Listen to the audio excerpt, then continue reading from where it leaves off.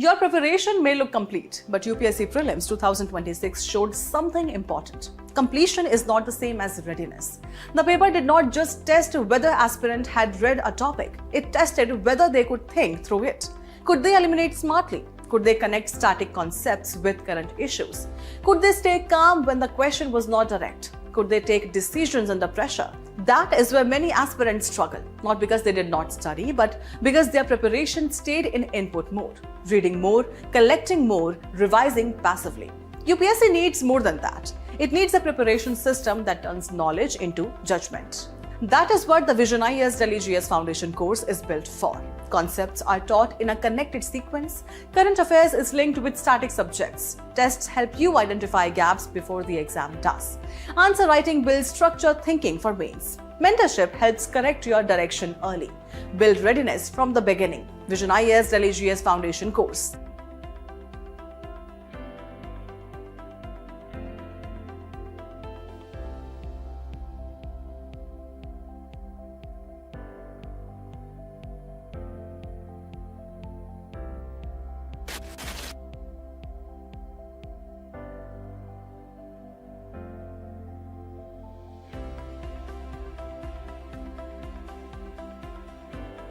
Most aspirants treat optional as a subject. Toppers treat it as an opportunity to gain an edge, boost their main score and strengthen their final rank. The question is simple: simultaneous preparation today or overwhelming pressure later on?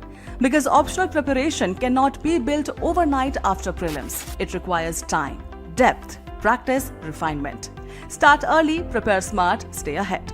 Join the VisionIAS Optional Classroom Program 2027 and turn your optional into your strongest scoring advantage with comprehensive syllabus coverage, expert faculty guidance, subject-specific answer writing support, personalized mentorship, regular tests and performance assessment. Starting 1st July, batches are available for Anthropology, Geography, History, Philosophy, Physics, PSIR, Public Administration, Sociology.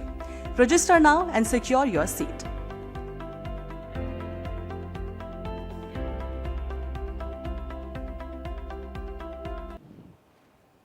Hello all of you. So here we will be discussing the paper 1 of PSIR, both part A and part B. Of course not all the questions in any particular year, through the PYQs. How you need to prepare your PYQs and what are they looking in the PYQs. When you are giving your PSIR exam, then what is the thing that you need to keep in mind is what we are going to discuss here. We are not taking any concept here. We are no, answer के content में थोड़ा कुछ आ जाएगा तो that is it. But it's not a class where we are teaching and you are noting down. वो सब नहीं हो रहा है, ठीक है? Through PYQ, how to prepare the optional. PYQ is like your, it gives you a glimpse of what has happened and what was expected. So when it comes to paper 1, it's a 250 mark paper, part A and part B. I can see syllabus opened with some of you. So what do you think? What is the nature of this paper? In paper 1, part A, you mostly study political theories, ideology, thinkers. In paper B, part B, paper 1, you study about what we call IGP, right? Indian Government and Politics. Now, there are some mistakes which people make while approaching IGP. You think this is same as the Polity GS paper 2. That's not the case. So, some distinction has to be made here. We will try to follow these things. These are the guidelines that you need to follow. Paper 1, part A is mostly theoretical in nature. See what the syllabus says. Political theory talks about, then it talks about certain concepts in political science. What are the concepts? Justice is there, equality is there, rights are there, democracy, power, concept of power is there, ideology, political ideology, Indian political thinker, Western political thinker, so on and so forth. This is your paper 1, part A, which is mostly static in nature. Okay, which is mostly, see, theories of democracy is not going to change. What is about representative democracy and what is about elitist concept of democracy is done and dusted. ये हो चुका है. Similarly, what a political thinker said is not going to change. Whether it's a Western political thought thinker or a Indian political thinker, it's Plato or it's Kautilya, the things are not going to change. Ideologies also remains the way they are. Liberalism would propagate certain things. Fascism would say something which is drastically opponent. Marxist would say something else. Okay, socialism. So these ideologies will not change. So is this part completely theoretical to the extent that you mug it up and you then vomit it in your answer sheet and you get good marks? What is the caution that you need to exercise here in this paper? What should be your approach? It is largely theoretical, it is largely static, no doubt about that. Unlike your paper 2, I cannot say the same thing on paper 2 when I talk about paper 2 of PSIR, especially part B, the IR part. That is very dynamic in nature. But paper A is part A of paper 1 is largely static in nature, which makes it a bit more easy. Easy as in once you understand the ideology, once you understand the thinker, once you understand the concepts here, there is no constraint that is there on you. Now, why don't people score good marks then? If it is so easy, then why it is one of the feared part also, right? Thinker ने किसने क्या बोला वो confusion रहती है थोड़ी. So first thing while approaching this paper, you have to do is a thorough conceptual understanding. Okay, you have to read, you have to reread multiple times. You have to read these things. एक reading से नहीं होता है. Multiple times you have to read these things. The content is static in nature, but examples can be contemporary. Any example that you can give? Any example where you can give a contemporary analogy from current times in paper 1 part A? We study about Leviathan. Where? Hobbes में पढ़ते हो? Now what is Hobbes Leviathan? You all I think know about it. You all have decided your option, right? सबने कर ही लिया है, तभी तो यहाँ बैठे हैं. So when you have studied about Hobbes, you have studied about Hobbes and you know what his social contract and his Leviathan theory is. So he says there should be one Leviathan, it's a biblical sea monster. Otherwise there is a war of all against all. In the state of nature, everyone is up against the other person. So don't be scared of anyone and everyone, just be scared of the authority, the state. Okay, Leviathan se डरो. कौन है Leviathan? State. क्यों डरो? Because it will take away some of your liberty. Why it will take away your freedom and liberty? So that it keeps you under check. There are some do's and don'ts on you. So Leviathan किस extent तक चला जाता है? That we discuss in Hobbes. But when you have to give an example of Leviathan, you can write about the Chinese Gaokao exam. Okay, perfect example it would be. The way China conducts this exam, अभी सुना होगा इसके बारे में, Gaokao was in news. It's seen as a ladder for upward social mobility in China. Now, do you know those who are privileged have a better chance, unlike India, where you have positive discrimination and affirmative action happening thanks to our right to equality and various initiatives taken by our governments, right from center to the states. If you are privileged, you stand a better chance in Gaokao. The far off districts, I am not talking about the provinces, they don't have district. China is unitary. वहाँ पे state governments नहीं है. So unlike Beijing or for that matter Xinjiang or that the Shanghai, far-flung places where people do not have access to all the good things. China also has island of developments and oceans of depravity. Just that you don't know things about them much. I'm not saying they are like India, they are better. In terms of human capital, in terms of capacity, in terms of civil amenities, in terms of development, in terms of economy, kahan 19 trillion, kahan not even 5 trillion. So they are better relatively, but they also have their issues. In democracies, you can see those issues. Democracies have socio-economic political fault lines. and totalitarian and autocratic regime does not allow these things. So China के बारे में कुछ पता ही नहीं चल पाता है, right? So the way they conduct this Gaokao is a perfect example of Hobbes' Leviathan. Those who are privileged have better chances of getting to good colleges and universities. Those who don't have, क्योंकि वैसे ही उनकी training हुई है at the age of 18. Until the age of 18, the one who is privileged has got to good colleges, good schools, access to good teacher, access to good family background. He or she will definitely do well. Rather than the one who is underprivileged, the proletariat, they have not. Now, China maintains it. China does collaborations. China funds STEM. STEM, you understand? Yes, China has not much interest in social science. Ever wondered why? Because social science teaches people to ask questions. सबसे ज़्यादा humanities वाले ही करते हैं ना. I happen to teach this for last 10 years. I know it very well. Okay. जहाँ you will raise questions, subjective interpretation of truth will happen. Science is about objective truths. There is no subjective interpretation in science. So they built a cadre, okay, which is very much loyal to the party, the Communist Party that is there, to the government, and does not ask questions. They are not hardwired that way. Chinese collaboration with the American universities happens on STEM. अपने आप social science पे चलता है. Social science is value centric. Values vary from place to place, from country to country. This is the Chinese control, the totalitarian state control. That's why I call this Gaokao exam a perfect example of Leviathan. Now give these examples to get good marks. Okay. When you talk about Plato's philosopher king, give example of Ayatollah Khomeini.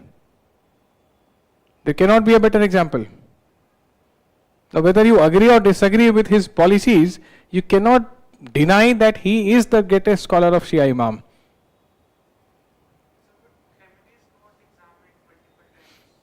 Khamenei's? So one becomes supreme leader of Iran after exams. It's not like there are no exams. I just said that he is, whoever is Ayatollah is the greatest scholar of Shia Islam. You cannot deny that. Yeah, after getting that position, there will be no exam. Okay. अब वही तो Plato philosopher king में king क्या कहाँ से exam हो रहा था? Was king facing exam? No. Same thing happens here. So you may not agree with the theological aspect of it, but you cannot deny the fact that the description of Plato's philosopher king is something which fits perfectly with Ayatollah. Okay. So these examples give you that extra edge. It is theoretical, examples need to be contemporary. And on the contrary, paper 1 part is समझ में आ रहा है? It is largely theoretical, things will not change. What Plato Aristotle said, done and dusted. कुछ नहीं change होना है उसमें. What Locke said, what Indian political thought, what Aurobindo said, what Kautilya said, what Dharma Shastra or Arthashastra says, cannot be changed. But the context can be more contextualized and more streamlined in your answer sheets. Okay, contemporary examples is what? Give you marks. India reaches out to Taliban. अभी दोस्ती है, पता है ना? We invited the foreign minister of Taliban, मतलब Afghanistan, which is ruled by Taliban. He came here. He was hosted by our foreign secretary. Our foreign minister met him. We took him to his alma mater, Darul Deoband, Saharanpur. Why India is reaching out to Taliban? Now here Kautilya's mandala theory comes into picture. What is that? Neighbors never will always be your friend. And a neighbor can never be your friend. I'm not talking about Saptang theory, I'm talking about mandala theory. I hope you know it. क्या बोलते हैं Kautilya mandala theory में? That neighbor cannot be your friend because you will always share some or the other resource with the neighbor. है कि नहीं अपने neighbor के साथ हमारे issues? किसी के साथ इंडस वाटर है, किसी के साथ लिम्पिया धुरा काला पानी लिपू लेक है. With someone we have कच्चा Tipu. With someone you have unsettled borders, LAC dispute. किसी के साथ तीस्ता वाटर है. right? With all neighbors, India has certain issues. So Kautilya in Mandal theory says that neighbor will not be your friend, but neighbors never will always be your friend. So when you talk about India's approach in Afghanistan, you can theoretically connect it with Kautilya's Mandal theory. So these type of interlinkages give you that extra marks. See, try to empathize with the people who check your answers. They are professors, they are not bureaucrats. Bureaucrat 4 साल बाद सब भूल जाएंगे.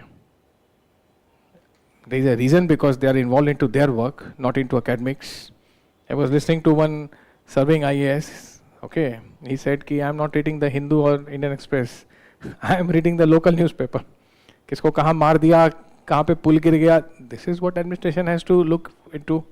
So your papers are checked by professors, senior professors, HODs, mostly in central universities, mostly from DU and JNU, from other universities also. So a person, you have read 2 books, he has authored 10 books.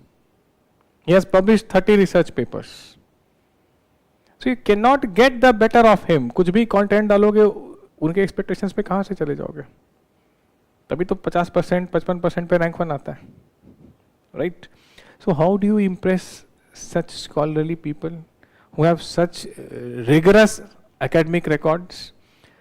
You tell the person that you understand what you have read. How do you know that? How do you make a person believe? Not by writing the same lines which everyone is writing, by giving novel examples. तब उनको लगा कि हाँ, this guy has understood the concept of philosopher king. He is equating it with a recent example. This person knows what is Leviathan. That's why he is connecting the Chinese exam with it. Okay, this is the trick here. Those who are doing it are getting great marks. ये किए बिना नहीं आते हैं marks. नहीं तो फिर वही होता है जो इस मेंस के बाद सुनने में आया है. Okay, in your optional, it's a beautiful subject. Treat it the way it is. Give it the respect it deserves.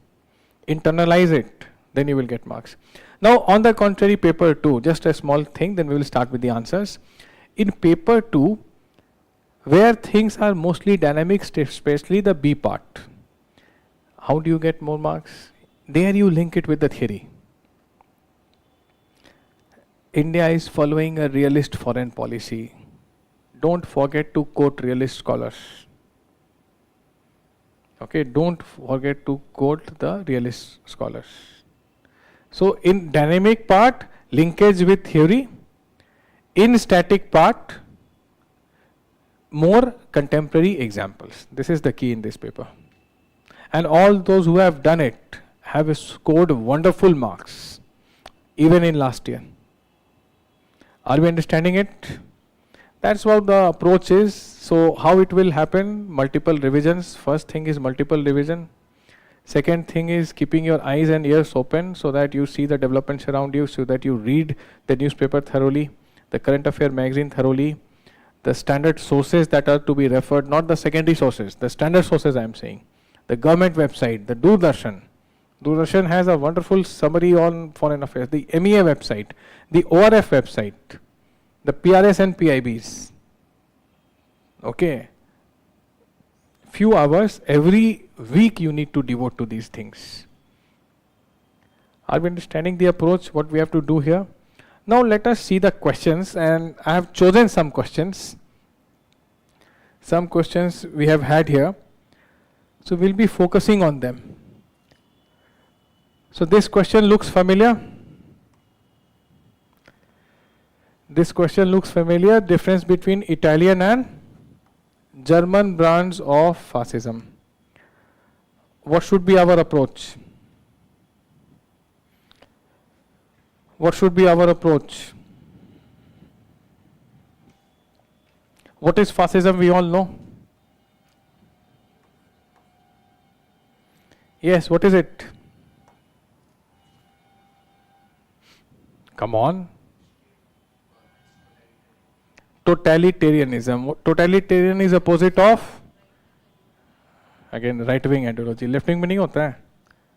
Andrew Haywood talks about horseshoe spectrum, where he says that at the extreme ideologies tend to merge.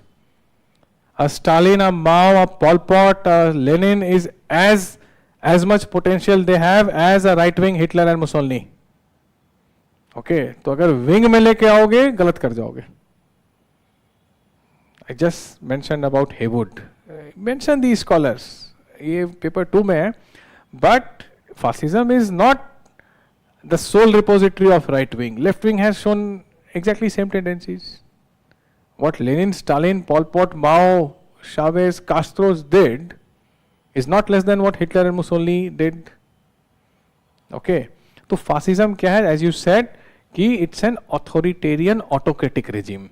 पहली चीज हम इसमें डालेंगे कि fascism refers to an authoritarian autocratic regime.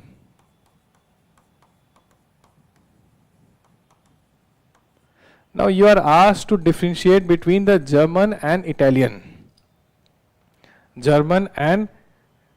form. So they have similarities, but there are differences also. Okay, there are differences. So if you talk about the Italian one, Italian में क्या दिखेगा? What is that you see in the Italian version? Remember Mussolini? Benito Mussolini, what he said? State becomes supreme for him.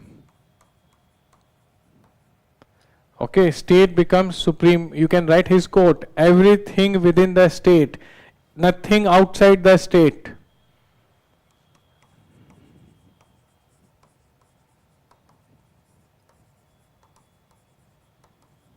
Everything within the state, nothing outside the state.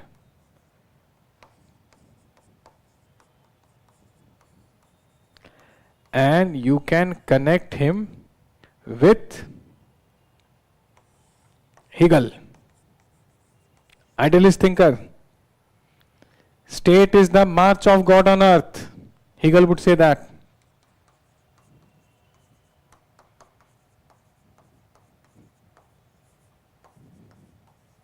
State is the march of God on earth. So this is what inspired the Italian version. This is inspired, fascism is inspired, show the roots. Fascism is inspired by Hegel's idealism. I hope you know idealism, realism, ideas matter, Plato is an idealist, right? Now Nazism came later, okay?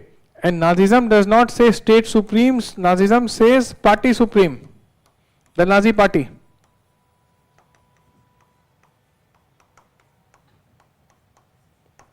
For them the party is supreme.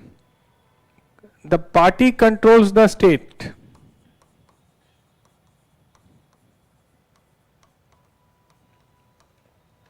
The party controls the state here. Then what Hitler believed in? What was he propelled with?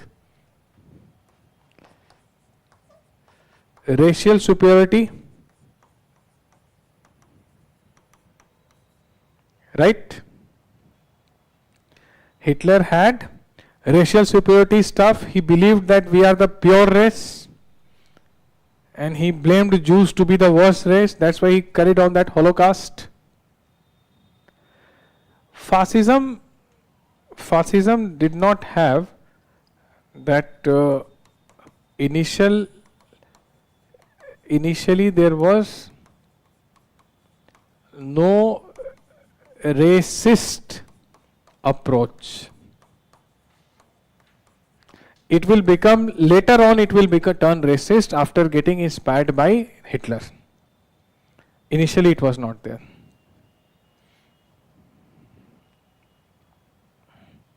Okay. So अभी तक हमने क्या किया? What we have done is that first thing we did was we talked about the origins. Then we talked about how their supremacist approach is different. The Nazis talk about racial superiority, but fascist, at least initially, did not talk about this. Right? 2 points of distinction we have seen. और इसमें 2-3 quotes भी डाल दिए हैं. Now, what was the economic model? What was the economic model?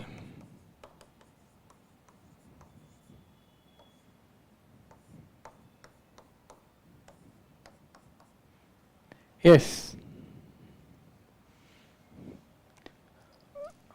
There was a class collaboration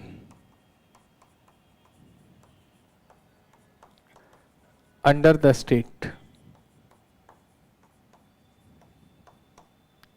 Class collaboration under the state. Nazis were more of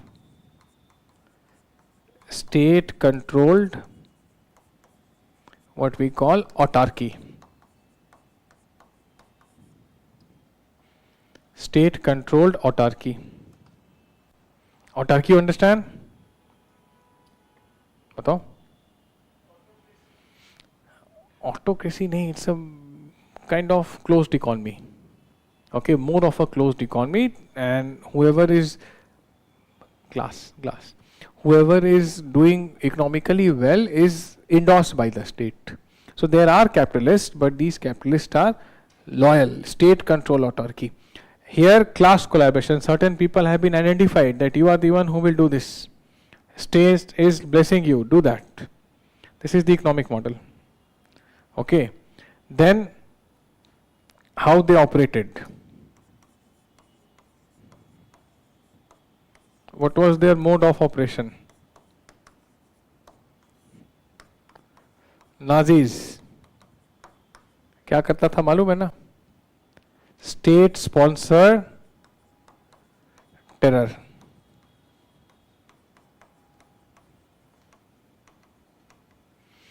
Terrorism is also state sponsored. Some terrorists are sponsored by state, some are freelancers. Okay, so this was state sponsored terrorism. Okay, it was a completely what we call a militarized state. Treaty after the First World War, where Germany was said that you will not have navy, you will not have air force, your army should not exceed 1 lakh. Hitler made it 8 lakh. He started making submarines. Okay, he propelled it. Military might should be there. So that was the state-sponsored terrorism, militarized, completely militarized state. Now, fascists mostly rely on propaganda.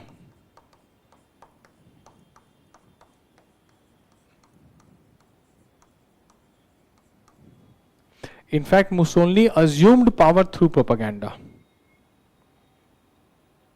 Okay. So, सुने हुए सब कहानियाँ कि the legislature was burnt and he blamed it on others and assumed power. So, propaganda, massive propaganda used to happen. Nazis also did that, but the state-sponsored terror was more intense than the state-sponsored propaganda. Okay. Propaganda was there, censorship was there. One word and you are gone. यहाँ क्या था? There we had institutional terror.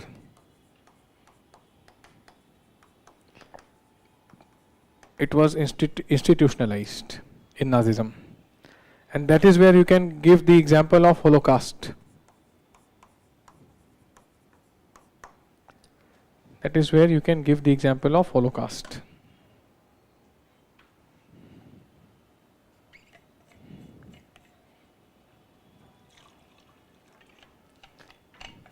What else? So, how many points of distinction we have seen? Count it. 4. Now, their foreign policy. What was the foreign policy?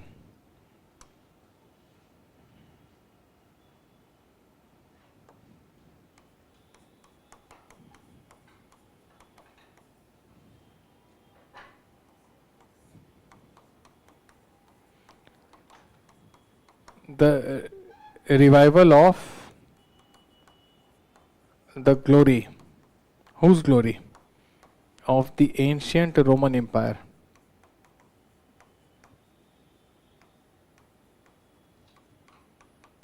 तो ये approach थोड़ा revivalist है.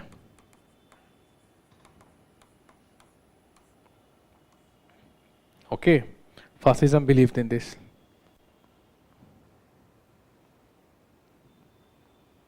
Nazis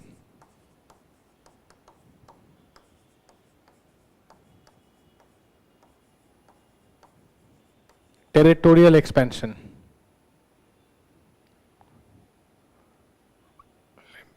RAUM, sorry.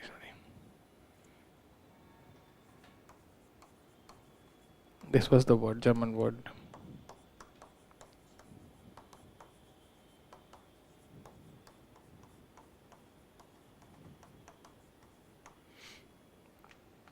Territorial expansion.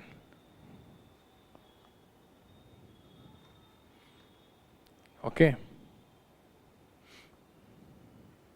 Mussolini used to say,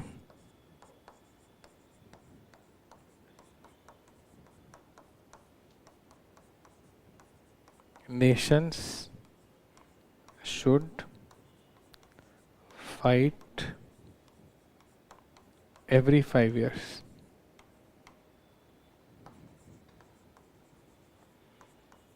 To stay healthy.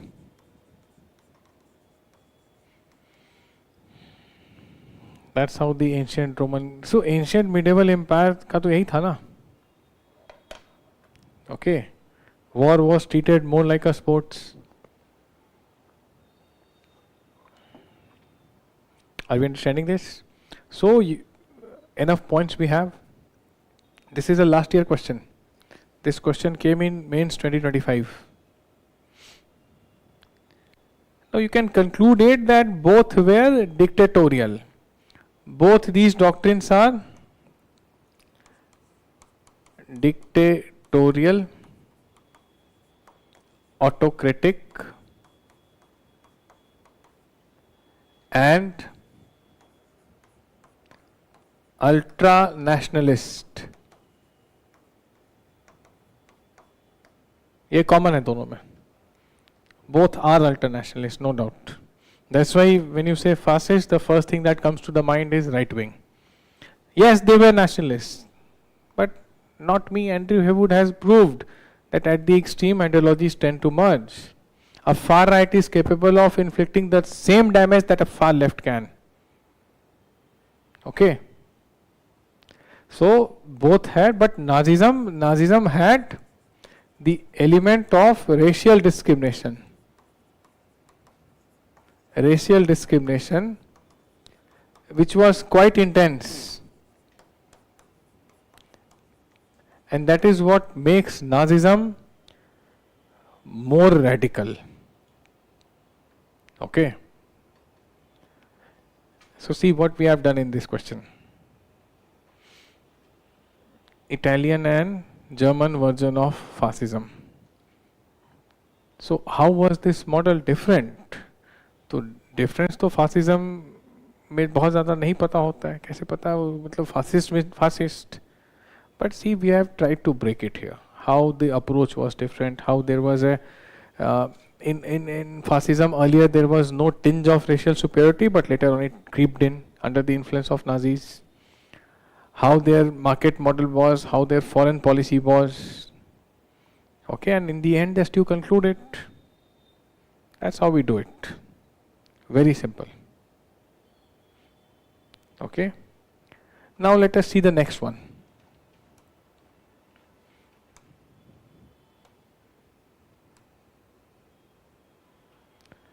Elite theory of democracy.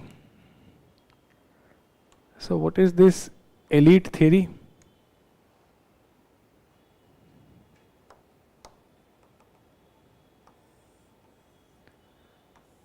What is this elite theory? And democracy, you know what it is? Democracy matlab where people elect their representatives, okay, of the people, by the people, for the people. So what is this elite theory? तो इसमें कहते हैं कि few elites will get involved in the process of decision making. Not everyone, but only few elites. Okay. So this is often seen as a critique of liberal theory.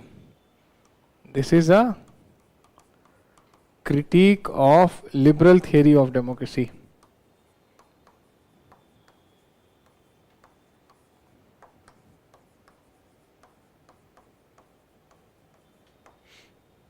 Now, liberal theory of democracy is which goes to a great extent to accommodate differences, to say that every person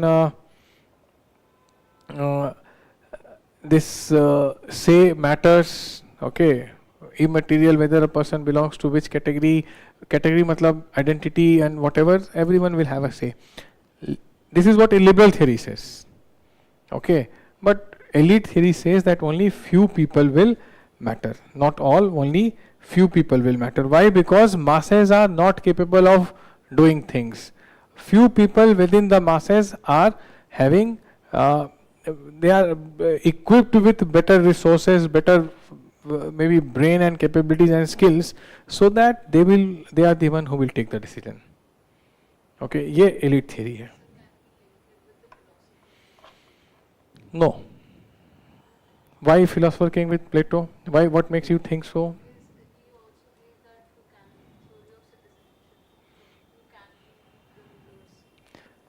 See. Okay, I got your point. When he gives that, who can be the ruler in a monarchy? So where is the democratic part of it? When you say monarchy, so yes, there will be certain individuals who are fit to be rulers, but there is no voting happening as such. Okay, there is no voting happening as such. Please understand. So don't link it. देखो linkage लग रही है. Okay. So linkage संभल के करना है. Once you know things, otherwise you will do this goof up. Elite theory of democracy cannot be related with Plato's philosopher king. Plato philosopher king कहाँ आ सकता है वो मैंने बता दिया. Okay. डॉक्टर कर्ण सिंह, इनका नाम सुना है? Doctor Karan Singh, he is son of Raja Hari Singh. इनका तो नाम सुना होगा. हरि सिंह नहीं जानती हो? कौन थे? हाँ ठीक है, जम्मू कश्मीर. अब तो सबको पता है. Why not only aspirants others. So he was a senior Rajya Sabha MP from the Congress party, doctor Karan Singh. तो राज्यसभा का टेन्योर 6 साल का, you know that. So when he was उनका टेन्योर जब खत्म हुआ तो I think somewhere around 2017-18, the then law minister of India mister Ravishankar Prasad, जो तब लॉ मिनिस्टर थे, ही वाज रीचिंग, मतलब वो एक फेयरवेल स्पीच समझ लो. Okay, a farewell speech to doctor Karan Singh. So the law minister of India mister Ravishankar Prasad, 17 और 18, I am not sure about the year, when doctor Karan Singh का लास्ट डे था राज्यसभा में. सो मिस्टर प्रसाद सेड, ही खूब तारीफ की उन्होंने, रिटायरमेंट के समय तारीफ ही करते हैं. ओके, कि हमने इनसे गाइडेंस लिया, such a senior statesman, so on and so forth. Then he said कि when I see doctor Karan Singh, I am reminded of Plato's philosopher king. This is Law Minister of India speaking in Parliament of India. When I see Dr. Karn Singh, I am reminded of Plato's philosopher king. ये भी एक अच्छा example हो सकता है. Law minister ruling party के हैं, कर्ण Singh opposition के पे थे, लेकिन रीच आउट कर रहे हैं तो एनालॉजी यूज कर रहे हैं. वैसी जगहों पे यूज करेंगे. यहाँ डेमोक्रेसी में प्लेटो क्या करेगा? Plato is a critic of, Plato democratic है तो okay, but within democracy you have different variants, variant नहीं बोलना चाहिए, types. Okay, different type. तो उसमें representative democracy है, elite democracy है, liberal theory है, कई सारे हैं. When we study democracy we cover these things. यहाँ पूछा जा रहा है elite theory of democracy को explain करें, तो few elite will do the decision making. Critique of liberal theory of democracy. So before interconnection थोड़ा डिटेल में पढ़ना पड़ेगा. not one reading. See, नहीं तो ये adventure बन जाएगा. Adventure भी नहीं, it will become a stunt. Okay, so once you are thorough with your content 3 to 4 to 5 times, then automatically these things will click in your mind. Automatically these things will click in your mind. जैसे एक example लेता हूँ interconnection का, not related with this but with your IGP. So Mr. Omar Abdullah, the Honorable Chief Minister of Jammu and Kashmir, he wrote on his Twitter, what he wrote, I'm thankful to PM, thankful to Home Minister, thankful to Finance Minister. I have got 5,000 crore rupees more than what I demanded. Great example of cooperative federalism. Great example. Okay. Now they are not in the same coalition. Mr. Abdullah is not a part of NDA, right? But he is writing it, तो इसको use करो ना. Example of cooperative federalism, economic survey 2018 use this term. Economic survey held GSTC for cooperative federalism. दूसरा example ये हो गया. तीसरा example एक Maharashtra team went to Rajasthan to study the Rajasthan right to health law. Great example of cooperative federalism. Are you getting it? So now how will you use this? When you at least know what is federalism. अब federalism में detail में पढ़ते हैं ना, what is cooperative, what is competitive, what is bargaining, asymmetric, symmetric, executive. अब एक नया word last year use हुआ था, annihilative federalism. You know these types of federalism. Then when you see such examples, your radar should be like this, कि oh I need to catch this. This will improve my answer. उस level पे थोड़ा आना पड़ेगा, which you can come only through thorough studies and multiple revisions. That is it. So it is a critique of liberal theory of democracy. Now you can mention Pareto. Pareto का statement है, history is a graveyard of elites. But here what he says, Pareto का एक 80-20 principle है. So action should be taken which will benefit 80% people. Not everyone will be happy. Okay, Pareto talks about circulation of elites. Whichever party, whichever type of government, type मतलब parliamentary है, presidential है, monarchy है, republican है, elites keep on circulating. One set of elite is replaced by another set of elite. Okay, this is what Pareto says, circulation of elite. So power keeps on shifting without masses being involved. Then another scholar you can mention, Mosca.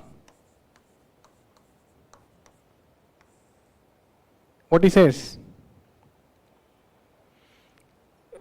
Very wonderful observation he has given, that an organized minority is more powerful than an unorganized majority.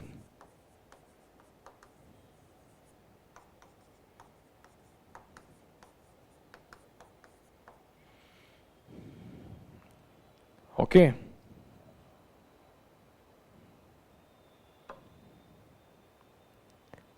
Yes. You are reading? Okay, you understood that. So what is organized minority? कमी है, but because they are organized, they have become elite, and they are the one who are ruling over others. They are the one who are getting things done. Okay. Then you can also write about what Michel talks about iron law.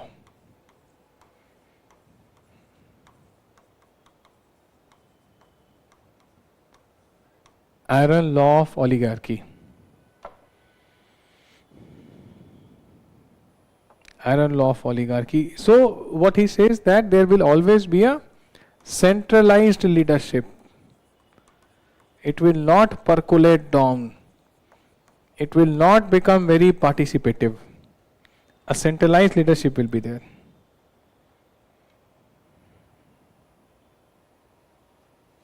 Okay. So all organizations Even the democratic ones, they will have that high command culture.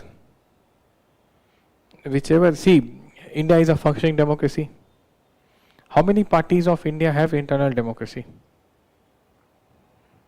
बताओ ना.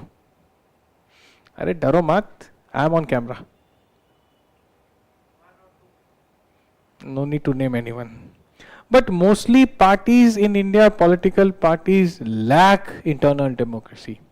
You tell me the party, I'll tell you the name of the next president. तुम party बताओ, मैं अगले president का नाम अभी बता दूंगा. Okay, why? Because we know how it is. Hierarchical, hereditary maybe in many parties. So yes, he is right. Centralized leadership, even when the institution is democratic. Okay, अच्छा इसमें किसी का नाम नहीं लिख देना है कि this party is undemocratic. That's not your work. Don't get carried away. Okay, emotions में मत बह जाना कि एक दो तो हैं, कोई नहीं. बोलो कि भाई ये दिखता है. Generally speaking, if we were to make a general observation, parties which contest democratic elections in India, they have not internalized democracy. ये तो इलेक्शन कमीशन कह रहा है, ये तो लॉ कमीशन कह रहा है. लॉ कमीशन की रिकमेंडेशन है कि party should hold elections within, regularly get your cadre involved into it. There should be a robust feedback mechanism between the party cadre and the people who are into high positions. These things don't happen actually. At least institutional तरीके से तो नहीं होता है. Are we getting it? So isn't iron law of oligarchy right? See that? This is elite theory. Now you also you can add here that democracy is what is called managed oligarchy. Democracy इनके according क्या है? Managed oligarchy. Oligarchy, you understand? Rule of few, yes. Okay. So this is what is your elite theory of democracy. Now one line you can conclude this. वैसे भी 10 number का ही question है. That still democracy is needed and elite theory of democracy can be improved through accountability and transparency.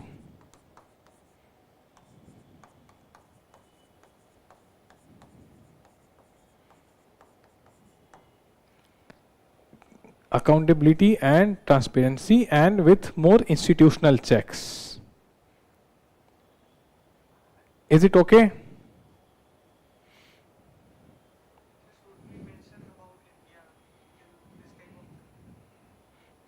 See, these are the pitfalls. His question is, should we maintain India? So, should we mention India? What will you mention? Tell me.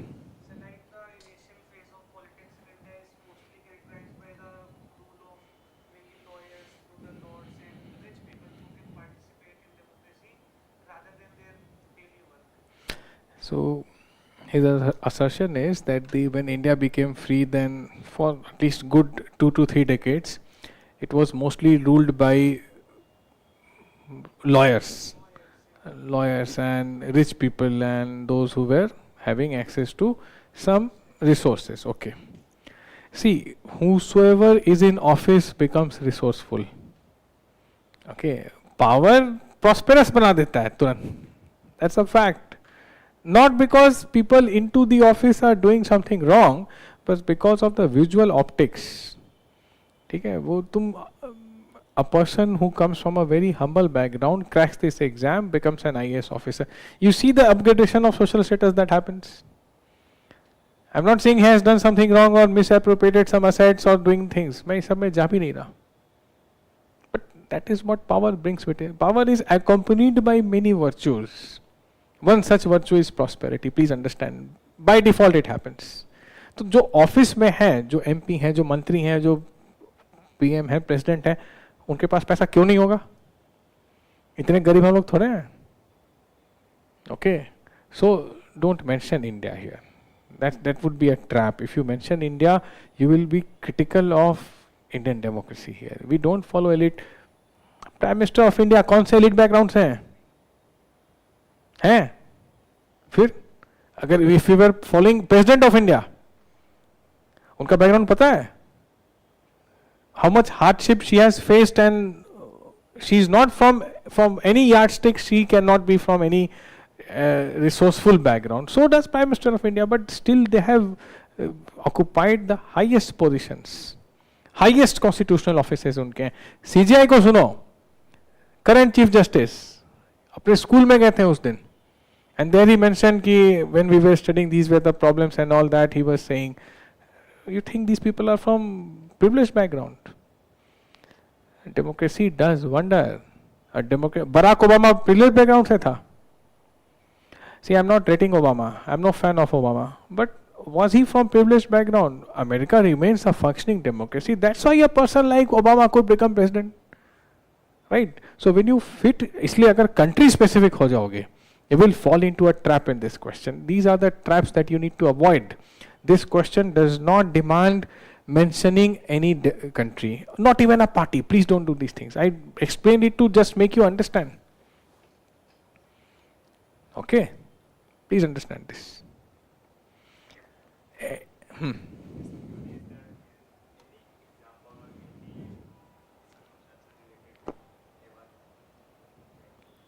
Say again.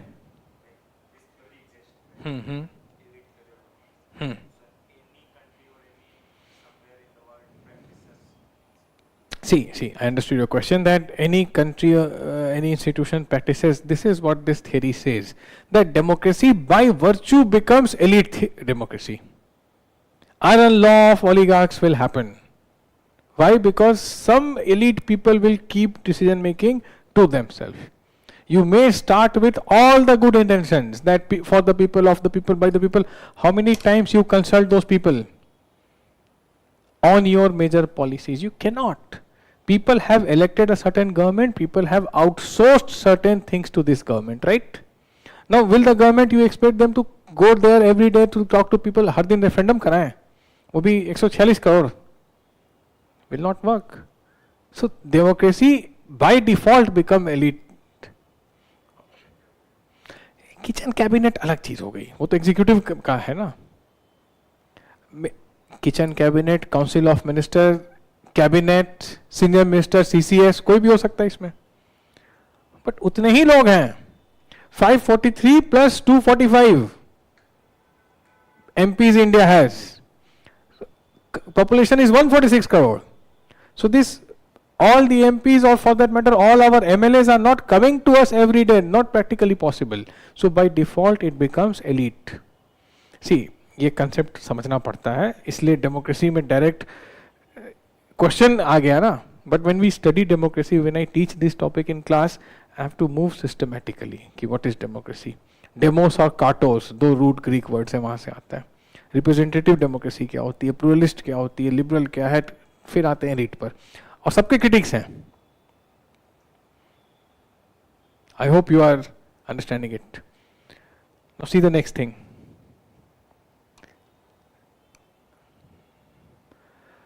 Marxism is a political theory of action demanding strict compliance with its core principle. So again, what is, again यहाँ पर क्या नहीं करेंगे, तो हम लोग Marxism को तुरंत बहुत ज़्यादा डिफाइन नहीं करने लग जाएंगे. Okay, we will not be defining Marxism to a great extent here.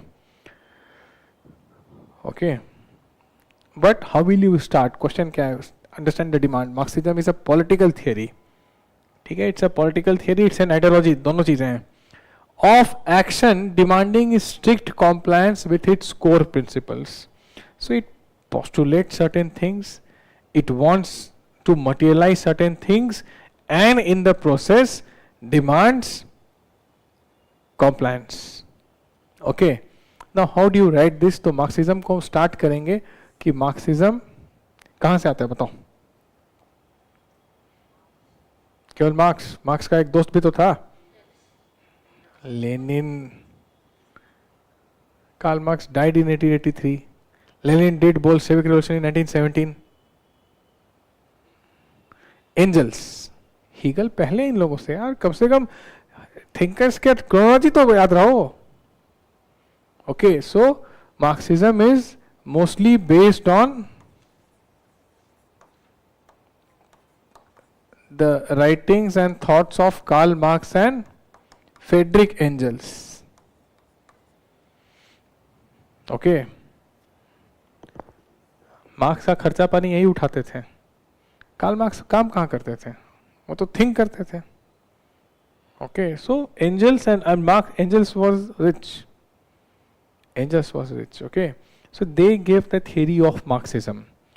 Okay, mostly based on Karl Marx and Friedrich Engels' work. जैसे कम्युनिस्ट मैनिफेस्टो है, दास कैपिटल है, इकोनॉमिक एंड फिलोसॉफिकल मैनस्क्रिप्ट्स हैं. These are the books. Okay, two prominent thinkers, no doubt about that. तो अब क्या है इसमें कि of action demanding strict compliance with its core principles. So इसमें क्या आ जाता है? जैसे here comes the concept of class struggle. Okay, here comes the concept of class struggle और स्ट्रिक्ट कॉम्प्लायंस. तो मार्क्सिस्ट के साथ ये प्रॉब्लम भी है that they view world in binary. What is the binary? बुर्जुआ and proletariat. वो इस चश्मे से बाहर निकल ही नहीं पाए कभी, राइट? कि इधर यू आर अ हैव और a have not. See, when they were writing such things there was no middle class. Karl Marx died in 1883. Capitalism was at its nascent stage, rudimentary stage. It was exploitative in nature, no doubt about that. So whatever he saw around him, he gave a theory. No theory is eternal theory. Please understand. All our thinkers, all our ideologies are prisoners of their times. They do not have perennial value. सबके साथ problem है, सबको critic करते हैं हम लोग, one and all. Yes, child of their time, prisoner of their time. Yes. तो what is this class struggle? इसमें एक have है rich and have nots poor. This is the Marxist lens. Now ये तो इनका assumption है. This is the assumption और इसी पर पूरी theory based है. कोर क्या है थियरी का? पॉलिटिकल थियरी का कोर क्या है? What is the core of their theory? Revolution. तो कैसे? Revolution is a process. हाँ, historical materialism, economic determinism,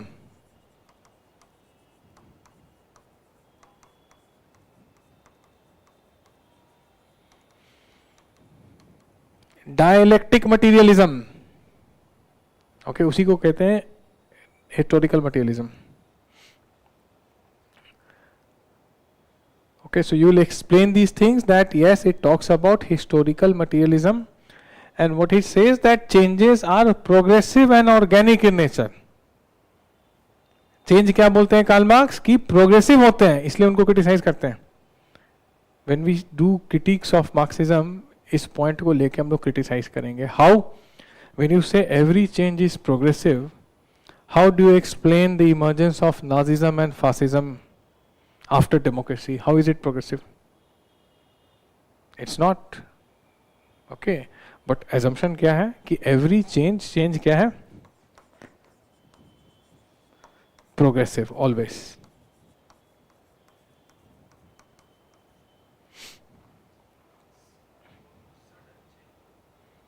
Of course he talks about certain change. Progressive means पहले से better.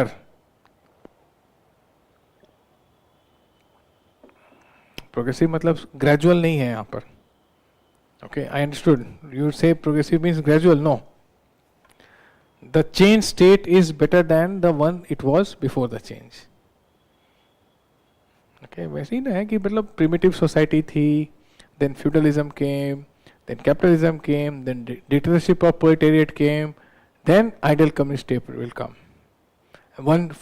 Next stage is always better than the previous one. But दुनिया ऐसा नहीं है. Emergence of fascism after democracy is not a progressive change.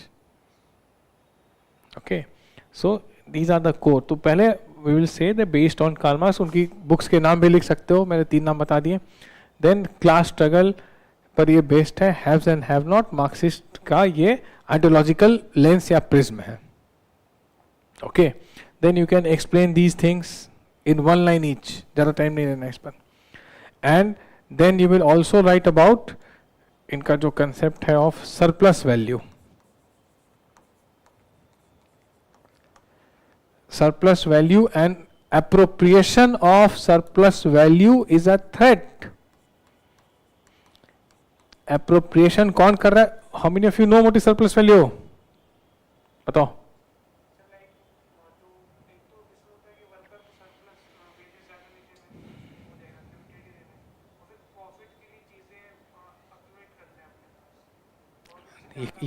How will Marx say these things?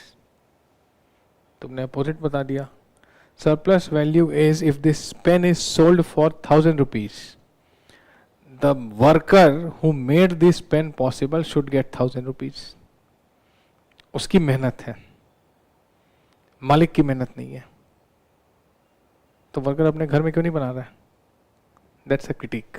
Okay, so not only the labour of worker but the entrepreneurial spirit of the capitalist. The marketing brings this pen in my hand. Otherwise, worker would have made this in his room and directly parcel it to us. कि तुमको digital pen चाहिए, लो लिख लो. That does not happen. For a product or service to come to the market and for us to buy that product or service, something other than the labor of worker is involved, right? But Marx says कि product की जो value है, that is mostly because of the labor. See, let us not deny, labor plays a significant part. Labor भी एक हिस्सा है, labor ही एक हिस्सा नहीं है. Labor is one of the component, not the entire component. Okay, so surplus value, if 500 rupees is the cost of this pen and this 500 rupees is not going in the pocket of the labor who made this, this is appropriation, misappropriation of surplus value by the capitalist. Capitalist क्या कर रहा है? चुरा रहा है. क्या चुरा रहा है? Surplus value. एप्रोप्रिएशन कौन कर रहा है? Capitalist. And this will not go on for long because the worker will revolt against the capitalist. And after this revolution private property will be abolished. Okay, क्या हुआ? समझ गए? Private property will be abolished and dictatorship of proletariat will be established. So all these terms should be in your answer. We will start with the scholars, the theorists. इनको तो scholars क्या, theorists हैं ये लोग. इनकी किताबें हैं.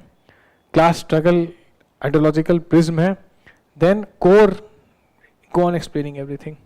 What is surplus value? How its misappropriation by the capitalists will result into revolution, which will abolish the private property and establish what is the second last stage of Marxism, dictatorship of proletariat or socialism.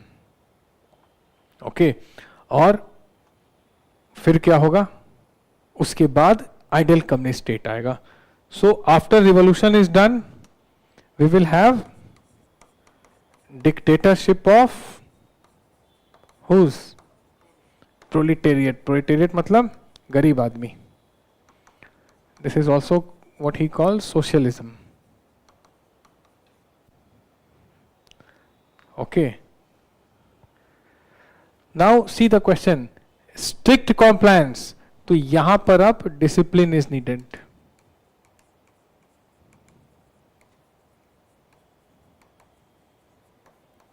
Discipline is required here. For solidarity among proletariat, for what he calls class consciousness.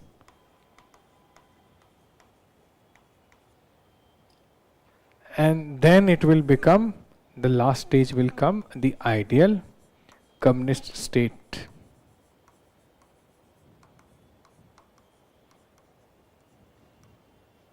Where there will be no state. State shall wither away. There will be nothing to cut you down to size. Okay, classless, stateless society it will be.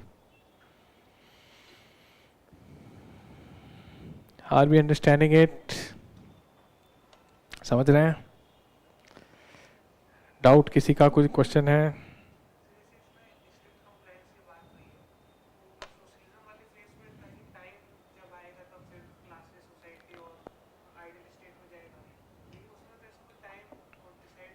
So his question is for people watching us online, he talks about discipline required during dictatorship of proletariat, and then it will further evolve into ideal communist state.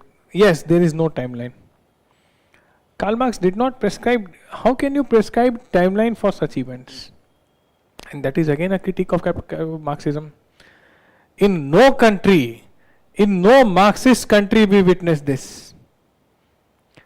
This was a temporary phase. State shall wither away. State Marx को पसंद नहीं है.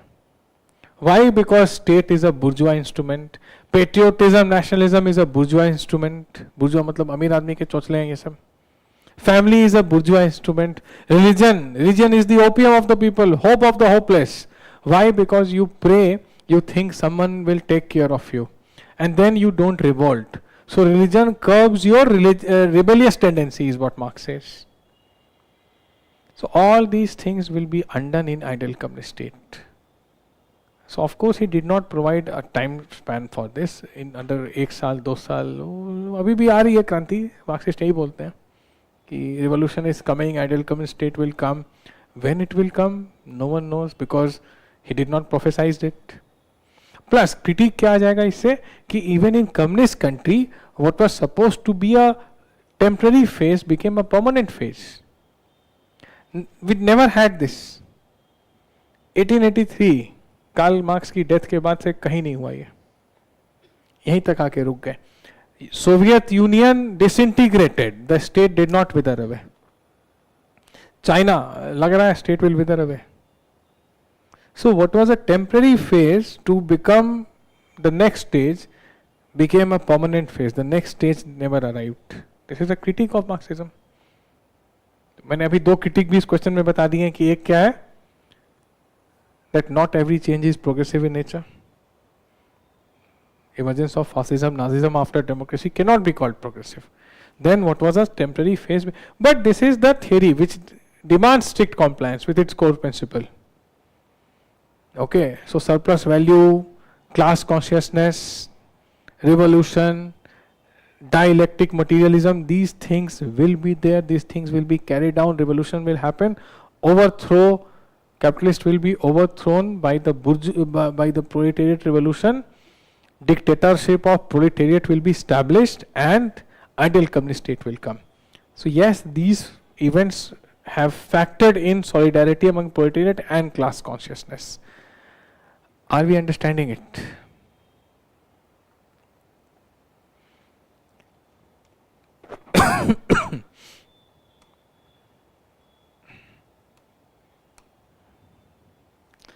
Now see this.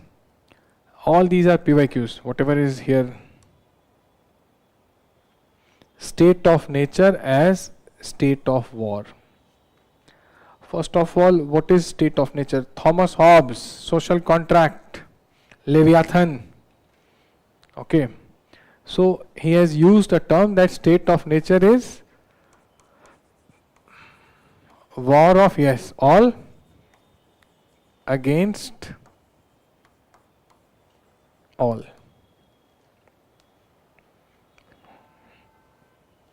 यही बोलता है.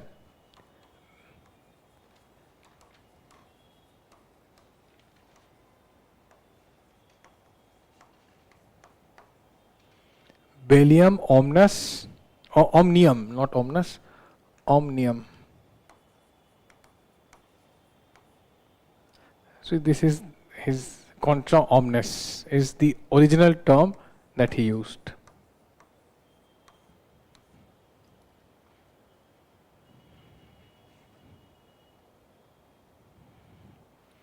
War of all against all. Why? Because state of nature has no authority. there is no authority.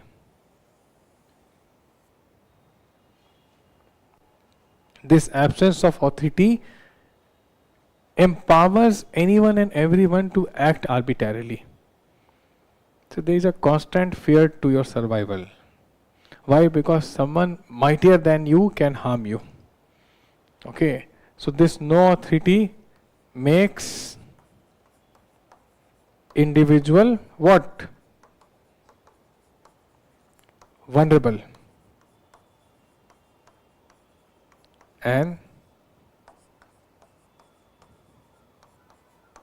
prone to harm.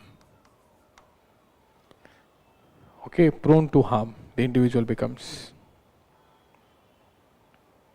और इस state of nature में कैसा है इंडिविजुअल? लाइफ कैसी है? Life is brutish.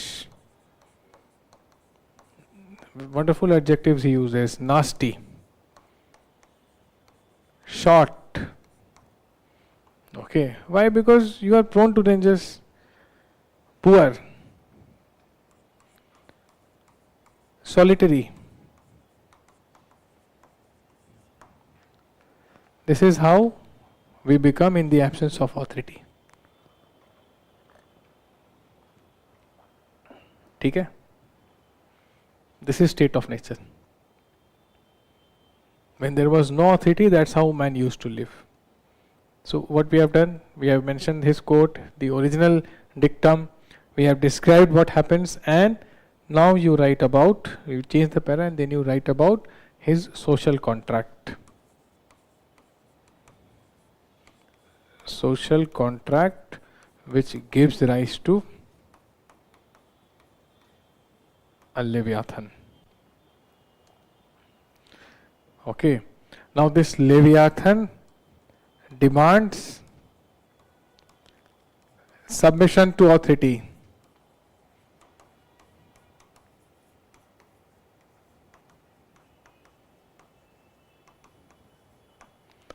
This Leviathan demands submission to the authority. Why? It will bring order and security. No need to fear everyone, fear just one. Leviathan is the state. It's a biblical sea monster. Okay, so fear just the state, not every other fellow. Are you getting it? So when you talk about state of nature and the connection, तो इसको एक और चीज कर सकते हैं यहाँ पर. See how to relate this. Liberty है ना syllabus में. What is liberty? Freedom with responsibility. Now liberty itself is categorized into two, negative and positive. What is negative liberty?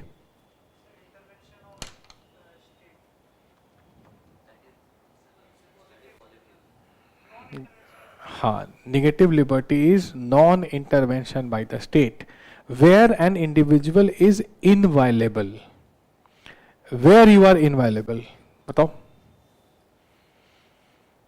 When you are performing actions in your private zone. ठीक है? Which music will you hear? Which authority decides this for you? Which song will be there on your playlist? Which authority decides this? है कोई authority इस संसार में? नहीं है. But at what volume will you play that song? देखते हो metro में कैसे करते हैं लोग, पूरा स्पीड में वॉल्यूम फुल करके बजाते हैं, रील भी स्क्रॉल करते हैं. बनाने पे तो thankfully there is a punitive action now, नहीं तो ऐसे ही बगल में खड़े खड़े नाचने लगते थे. तो anyways, at which song will be there in your playlist? No authority decides. This is your negative liberty, where individual is inviolable. सुनो ना जो गाना सुनना है, हिंदी, अंग्रेजी, Punjabi, Bhojpuri, whichever you like.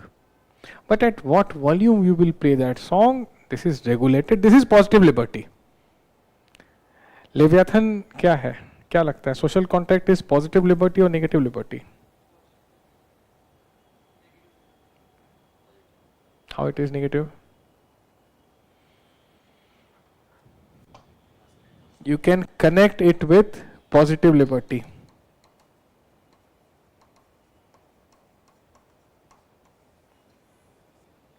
Because you will be asked to do, you will be asked to fall in line. जो कहा जा रहा है वो करिए. Traffic light is led. You are supposed to stop. This is positive liberty. Otherwise, you will ram your vehicle into someone. Okay. तो जो social contract है, that is mostly for positive liberty. इसको connect कर सकते हैं हम लोग यहाँ पे. Okay. So social contract, his social contract arises from consent. People voluntarily, social contract क्या है? Is an agreement between the ruler and the ruled, where the ruled says that I am willing to depart with my liberty to an extent. In exchange, the ruler says, okay, now that you are not as free as you were in state of nature, you are submitting a part of your freedom to me, I am ensuring your life security will be there for you, safety will be there for you. Why? Because you will now do as I say, because you are not as free as you were. If you start doing things as you were doing in state of nature, I cannot ensure you safety. So people did this from consent, not because of force.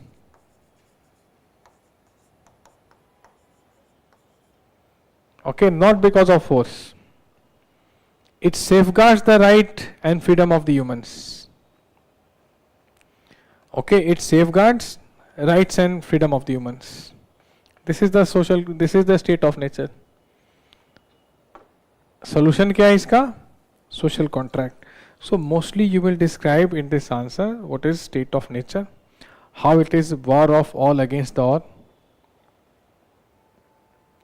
Okay, why human life was brutish, short, solitary, poor in that.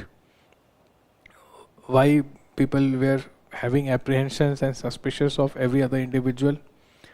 That is why they enter into social contract and agree to have a Leviathan state. The Leviathan state will take care. So war of all against all will be over. Very easy this is. Okay, very easy. And very often this question has come in your exam. Any doubt here? Now see this one, next one. Now we are entering into paper B, part B of paper 1, First Amendment. What do you know about this?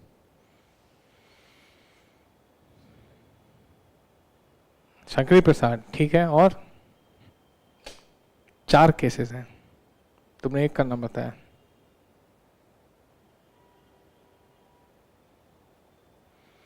See again one thing. Please understand, this is not your GS polity. GS polity is much simple. Okay, but political science IGP is not. What? How is it different? इसके अपने कायदे कानून हैं. How is it different? Let us try to understand here.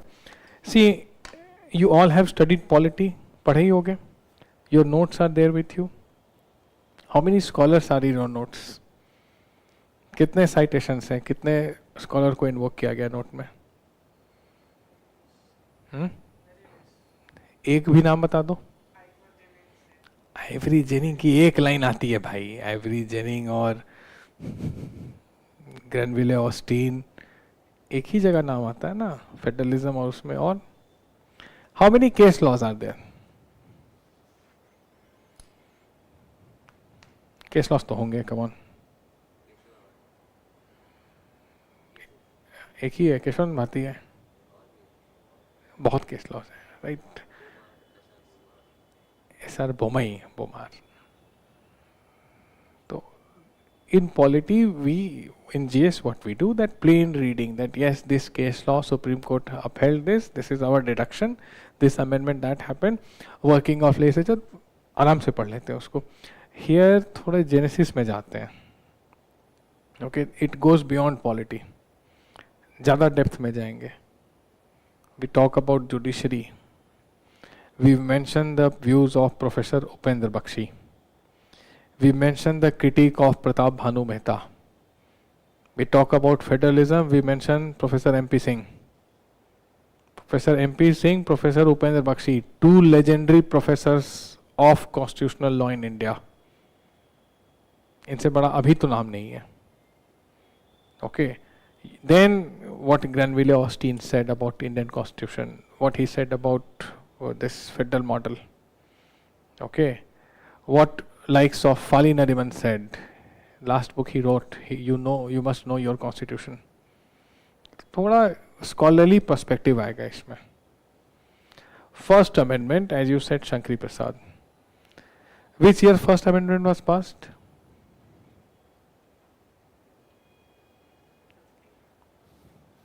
50-51, right? When was the first parliament elected? 52. So who passed the First Amendment? Constituent Assembly, using its power inherent under Article 379. What it says, until we have the first parliament, Constituent Assembly will discharge the power functions of the parliament. Now one function of parliament is to amend the constitution. 379 में ये लिखा था. अब the moment parliament came, they removed 379 because उसका काम नहीं था.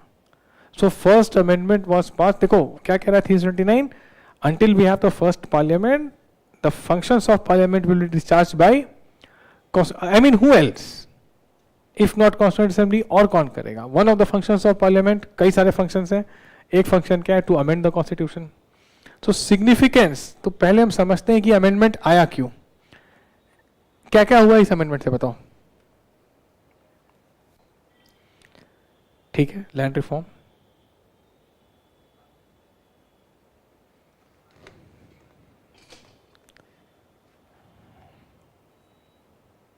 So let us understand this once and for all. What all has happened?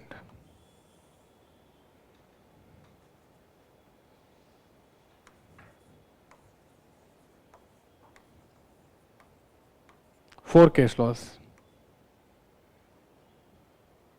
Okay. Then 3 articles.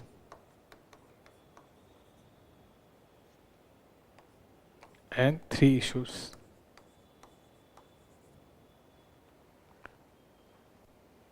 Now you were talking about Shankari Prasad and land reform. ठीक है.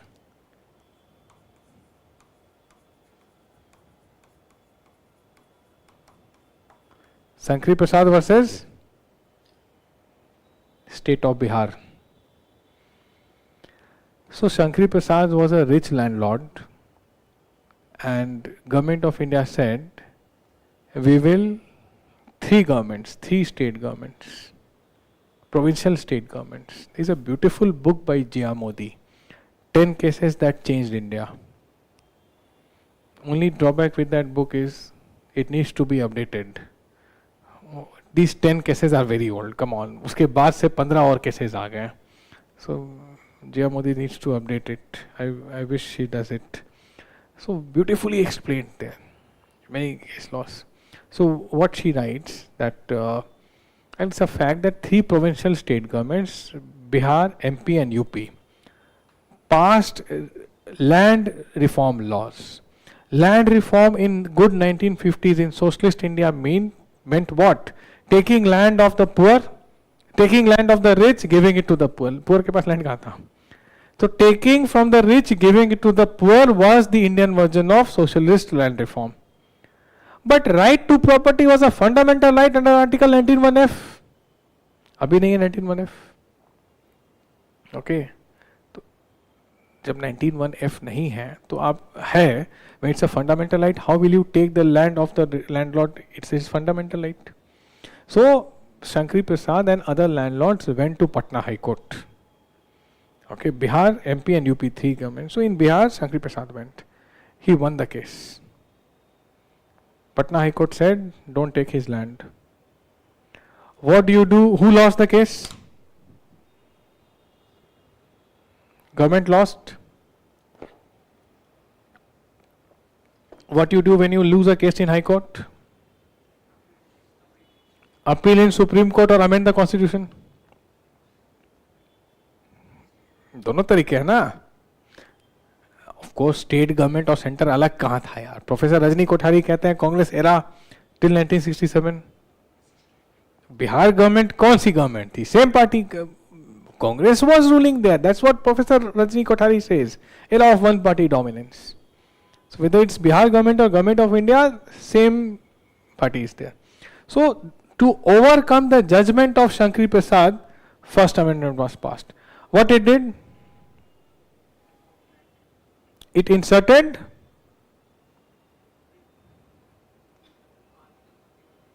and 31B both.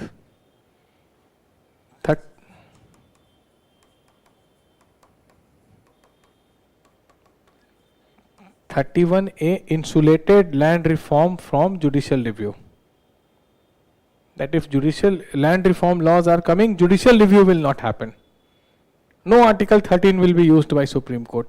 31B inserted 9th schedule. It was called black hole of the Constitution. Black hole जानते हो? If anything goes into black hole, even light cannot come out. So if the government puts a law in 9th schedule, judiciary cannot take it out and review it. Turn कर दिया ना शंकरी प्रसाद के judgement को, right? 31A and 31B से first amendment. Second thing क्या हुआ यहाँ पे? एक केस लॉ, दूसरा केस लॉ है Champakam Dorairajan versus state of Madras. Article 15 clause 4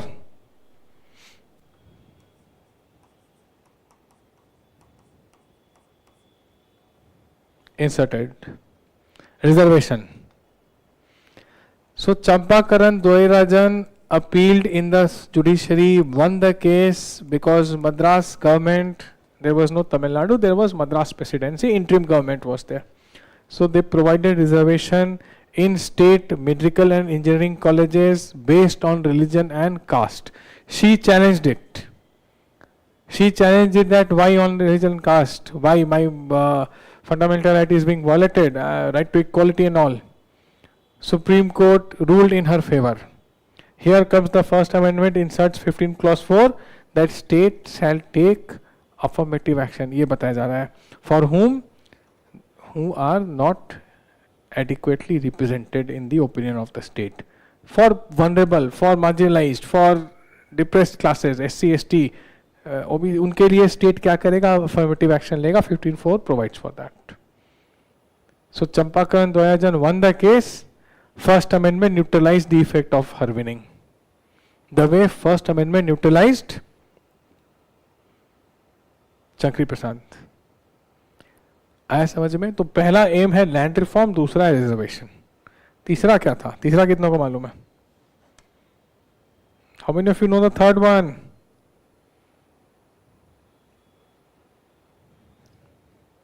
Which one? अरे भाई IR कोहेलो 2007 का केस है. कहां से कहां जंप मार लेते हो? और IR कोहेलो आ कहां से आ गया यहां पे? वो तो बेसिक स्ट्रक्चर के लास्ट केस है. शंकरी प्रसाद से शुरू होता है, IR कोहेलो पे खत्म होता है. 7वां केस है IR Coelho. IR Coelho, Sajjan Singh, Shankari प्रसाद, केशवानंद भारती, मिनर्वा मिल, वमन राव, IR कोहेलो. मैंने शंकरी प्रसाद बोला इसलिए तुम यहां पे आ गए. Now see this.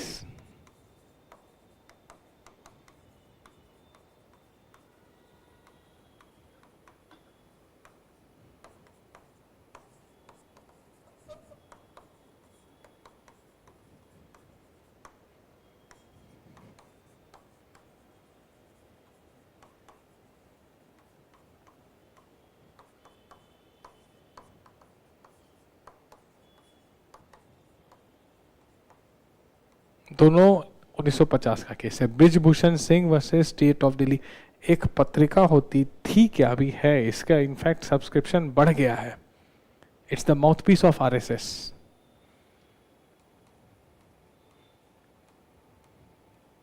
हिंदी में इनको बोलते हैं पांच जन्य ऑर्गेनाइजर। हाँ, आरएसएस की मैगजीन है। क्या लगता है आरएसएस की मैगजीन 1950 में प्रो गवर्नमेंट होगी एंटी गवर्नमेंट होगी?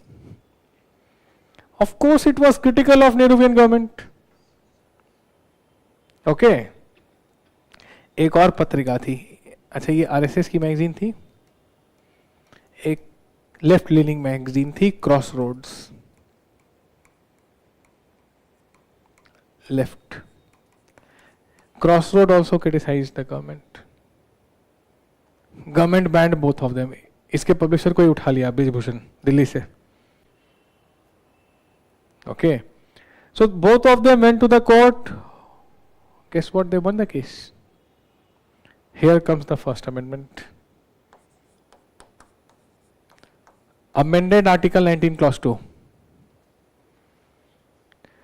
The word reasonable was added before restriction, and when you will read Article 19(2), Article 19(2) क्या करता है? Restricts 19(1)(a), 19 Clause 1 sub Clause A. 7 conditions are there. 3 of them were added through First Amendment. So First Amendment is also the first assault on freedom of speech and expression. Comparative Constitution में India का first amendment और USA का first amendment देखना, what there first amendment वहां absolute freedom देता है, हमारे यहाँ रिस्ट्रिक्ट कर रहा है। चारों केस समझ में आया?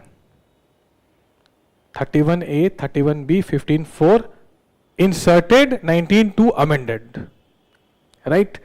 Now when you know these things, अब बताओ। See, you don't have to explain these things in your answers the way I explained. मैंने समझाने के लिए बोला है। Significance क्या है अब? क्या करोगे? Significance में क्या लिखोगे बताओ?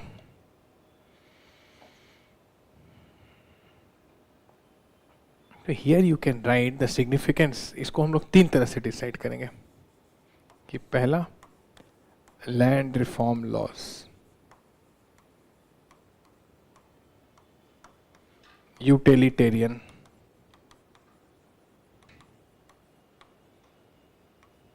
सी वी हैव टू जस्टिफाई, ठीक है। और ठीक है, हर जमीन, land is the most sought after resource, should not be confined to few. Social justice has to happen. Okay, so land reform, utilitarian step it was. We can write this. एक utilitarian step लिया गया, फिर क्या किया गया? What else? And step towards affirmative action and restriction on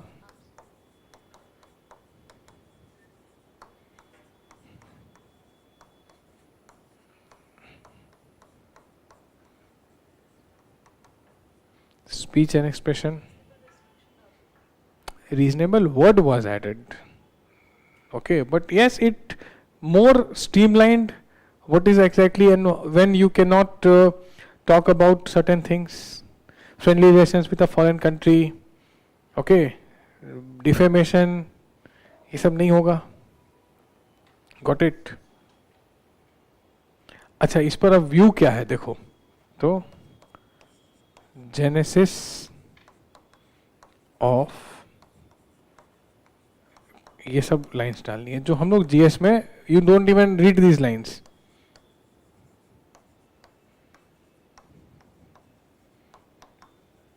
genesis of constitutional subversion. कौन इतना critical होकर बोल रहा है? तो ये बोल रहे हैं क्योंकि ये बोल सकते थे, इनकी बात कोई नहीं काटेगा. तुम्हारा एग्जाम में आंसर चेक करने वाला भी नहीं. नानी पालकी वाला क्या कह रहे हैं? That first amendment is the genesis of constitutional subversion. Why? He is critical of 9th schedule. He is critical of 9th schedule. That how can parliament bypass parliamentary rights?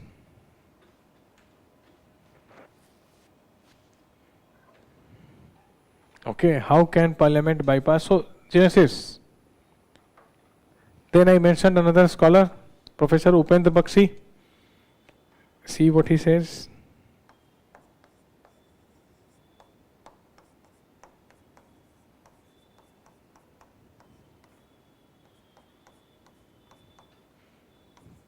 First Amendment is second Constitution.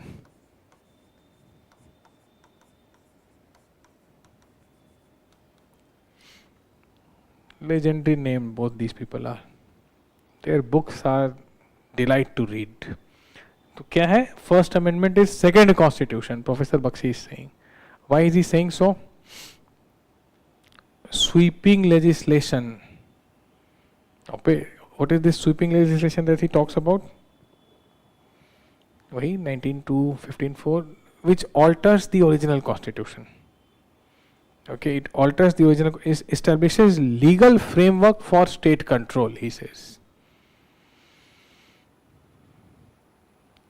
You can explain these three things and you can mention, ये थोड़ा critical है तो इनको होने दो, they are the one who can be critical.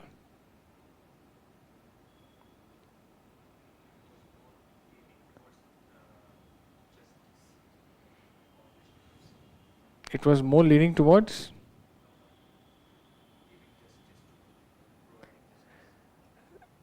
so you cannot say that all the three are doing the same thing. First you may say that again justice itself has several dimensions. Distributive justice. Okay, तो इन दोनों को हम connect करेंगे. Yes, इन दोनों को you can connect with distributive justice.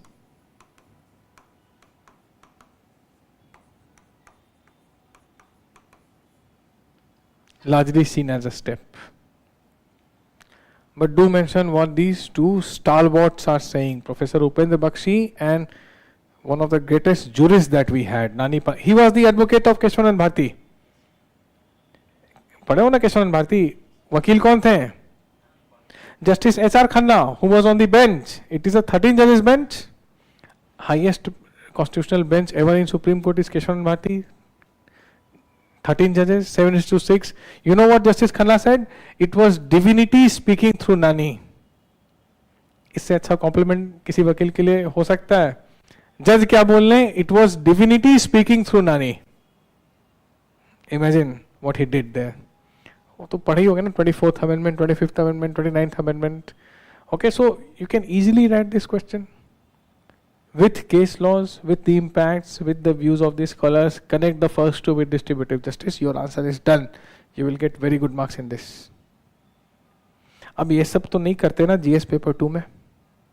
You understand how IGP differs from polity? Okay? That's the advantage of studying this subject. Paper 2 becomes a cakewalk for you, GS paper 2.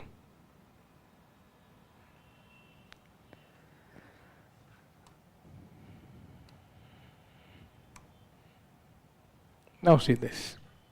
TPSPs are more fundamental than the fundamental rights in meeting socio-economic justice as mentioned in the preamble. 2024 question. What will you write here?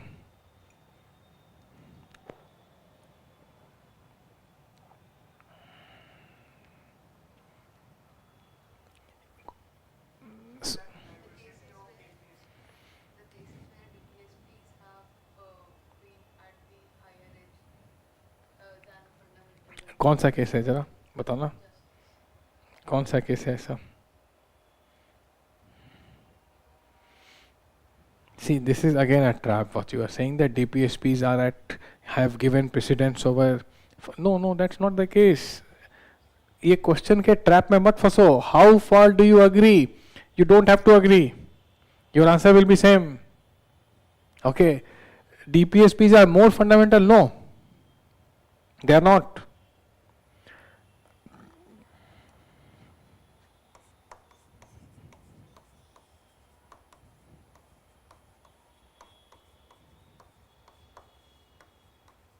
इस case का नाम सुना है, हुसैन आरा खातून versus state of Bihar, 1980 का case है.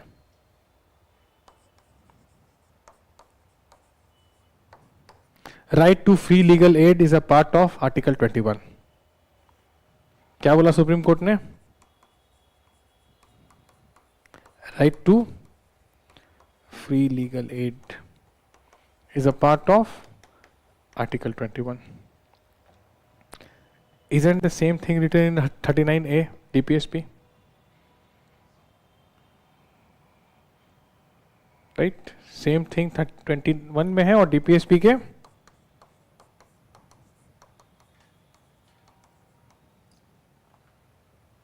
39A it is, I guess, or 39.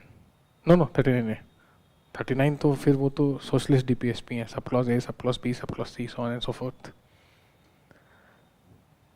Okay, तो DPSP and fundamental right almost same effect आ रहा है, ब्रॉडन कर रहा है डीपीएसपी फंडामेंटल राइट को.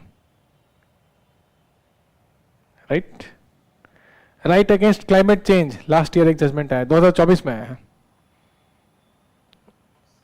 Right against climate change, part of Article 14 and 21.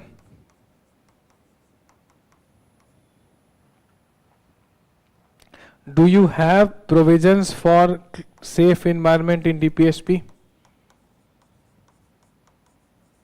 Yes or no? You have it?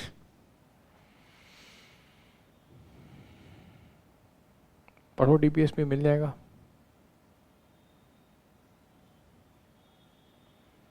Then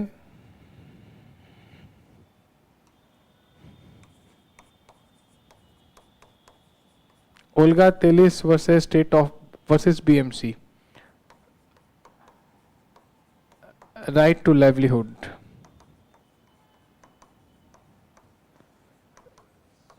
Article 21.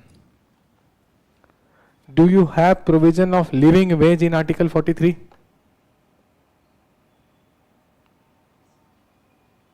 What is living wage? अरे जहां hand to mouth नहीं रहो, where you have some extra income. तो ये livelihood के लिए ही तो बोल रहे हैं. You have livelihood, you will have some living wage. So see the question, how far you agree DPSPs are more fundamental than fundamental rights? No, DPSPs are not more. DPSPs को हम versus fundamental right देखेंगे तो फंस जाएंगे trap में. DPSPs broaden the scope of fundamental rights. 3 case laws बता दिए, right, जहां पर Hussainara Khatoon right to free legal aid, part of Hussainara Khatoon by the way is the first PIL case of India.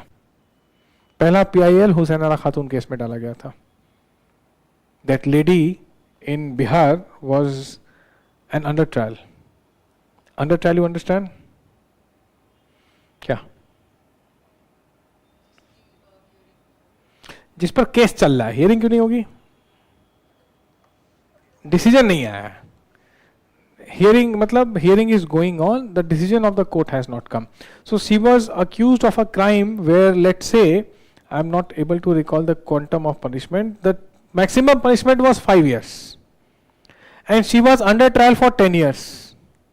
इससे अच्छा बेचारी convict हो जाती, 5 साल बाद बाहर तो आती. Are you understanding it? Which means if she was convicted, she would have walked out of jail in 5 years. But as an under trial, she was there languishing in the jail for 10 years. So certain NGOs went there. They talked to her. Why don't you see? I am a poor woman. What can I do? So they approached the court. Supreme Court said it is the duty of trial court. Trial court matlab the case where the court where the case starts. Lower judiciary, district and session court. It is the duty of trial court to inform the accused that you are entitled to a lawyer. Right to free legal aid. Article 21 का part है. वही चीज DPSP में लिखी है. Isn't fundamental right being broadened? Fundamental right के horizons को broaden कर रहा है part 4. part 4 and part. One reason we have so many implied fundamental rights. What is implied fundamental right? Where was right to climate change? Where was right to privacy? Where was right to internet in 1950? नहीं था ना? So these are implied fundamental rights. One reason we have so many implied fundamental rights, particularly coming out of Article 21, is because Supreme Court reads Part 3 and Part 4 together. Fundamental rights with DPSP. It broadens the scope. It widens the horizon of Part 3. ये question ऐसे लिखना है. If you say that yes, DPSPs are more fundamental, gone. ऐसा कुछ नहीं है. Versus नहीं है, with है. DPSP and FRs complement and supplement each other. Okay. अब इसमें और भी हम कोट कर सकते हैं. Minerva Mills. What Supreme Court said? That Constitution is found. Constitution founded on the bedrock of balance between Part 3 and Part 4. Even court is saying the same thing. Rights in Part 3 are not an end in themselves. Please understand this. They are means to an end. End are specified in Part 4. Remember these lines. Rights in Part 3 are not an end in themselves. They are means to an end. End is specified in Part 4. This is what Supreme Court said in this case. अब तुम्हारे वाले case पे आते हैं. IR Coelho. IR Coelho versus State of Tamil Nadu 2007. Okay. Part 3, इसमें क्या बोल रहा है court? Part 3 and Part 4. Same thing which I am saying, they are not against each other. They together constitute the core of Constitution. They together constitute the core of the Constitution.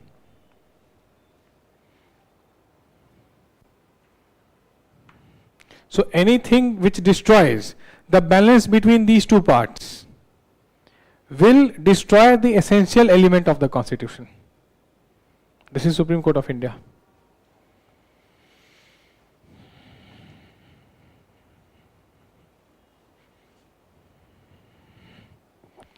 And see, lastly it is connected with preamble. इसके लिए भी एक case है. We have one case for that as well. You all have noted it?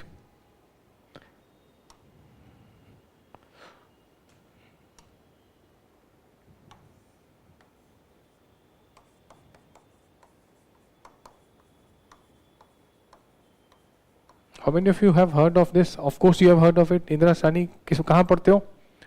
OBC reservation, Mandal commission, right? Article 16 में देखते हैं ना. देखो यहाँ पे देख रहे हैं अभी. So, ये कहाँ पढ़ते हैं पॉलिटी वाले बच्चे? Article 16, Mandal commission, reservation in promotion, OBC reservation. Now see what Supreme Court observed here. Okay, Supreme Court said that preamble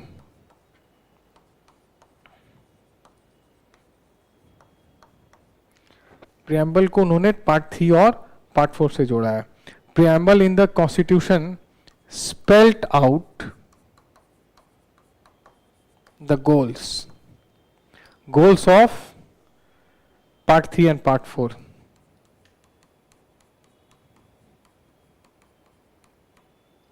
Goals of Part 3 and Part 4.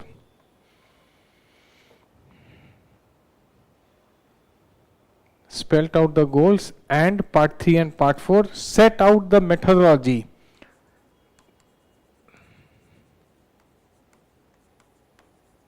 for reaching those goals.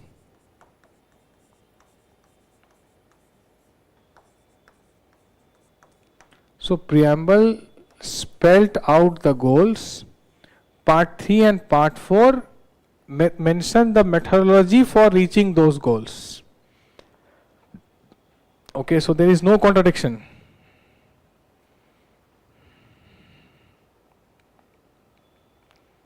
Okay. 15 number का question है, कितने case laws डाल दिए हमने इसमें? एक और देख लो. Where you have studied this in your polity? Right to privacy. 2017 का केस है ये.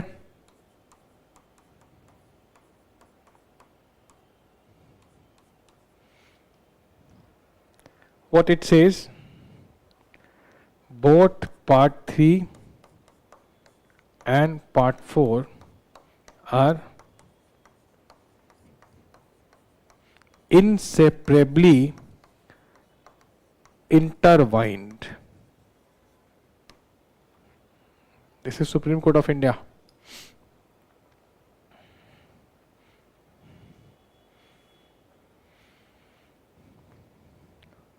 So when you write such judgments, when you quote these judgments, the observation of the highest court of India, automatically your chances of getting good marks has increased many times.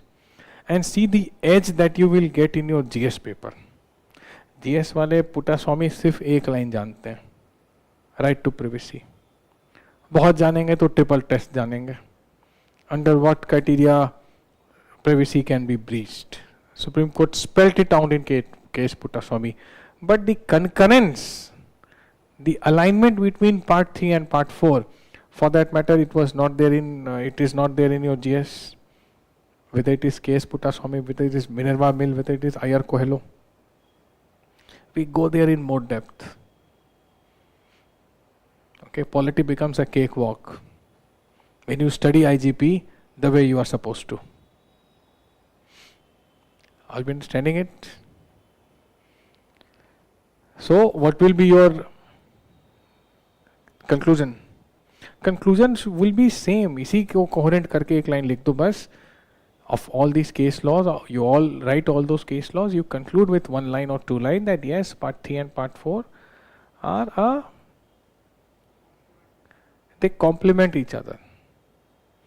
They are not pitted against one another. They broaden, part 4 broadens the scope of part 3, okay, widens its horizon, makes socio-political rights even more, but it materializes the rights. Are we getting it? Simple it is. Now see this one, the next one. The marginalization of left.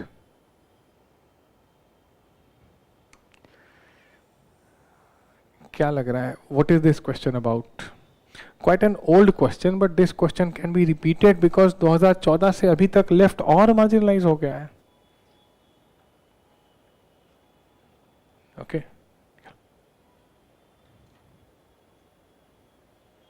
Yes. What is marginalization of left? It is referred to the left parties, the CPI-M and the CPI.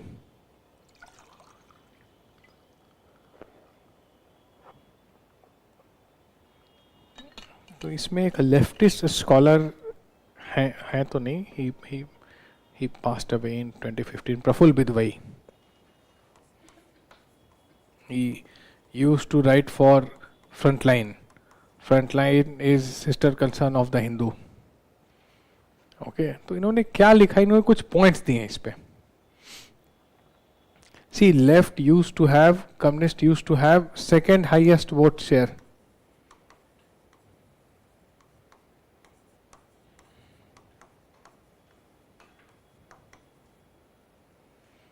In 50s and 60s, after Congress, there was no BJP at that time. Jansangh, the predecessor of BJP, hardly used to get some seats. Swatanta party was there. Minu Masani, Siraj Go, pro-market log the wo log. These people were way ahead of their times. Socialist India में free market capitalism की बात करने वाले लोग. So they could not get much seats. Okay, Jansangh could not get much seats. Swatantra Party could not get one seats. Communists used to get the second highest vote share. Now they are a shadow of their past. Why? तो प्रफुल्ल बुद्धवे ने reasons बताए हैं. Left leaning scholar he was, used to write for Frontline. क्या बताया इन्होंने? Left has remained confused between parliamentary democracy and not armed revolution. India में left कहाँ ये सब करता है? Kerala is the first place where communists won an election in the world. Everywhere else they did revolution. In India, communists won the election. Kerala is the first state. Agitation.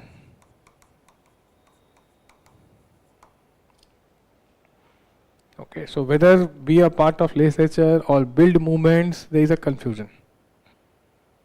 Now, agitation is the soul of left politics. Okay, this is the soul of left politics. Protests, slogans, catchy slogans. बहुत अच्छे से करते हैं. Okay, so that thing, when they become involved into electoral politics, this thing suffers. Pitway says this.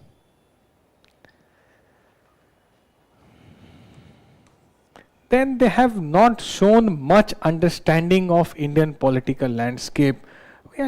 You need to come out of your binary. Class war, proletariat, bourgeois, there are more.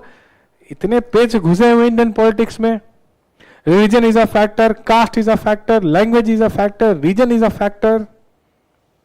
Not everything is binary. Bourgeois and proletariat नहीं चलता हर जगह. Okay, so not able to come out of class binary. This is a very reductionist approach. Everything is a class. No, that's not the case.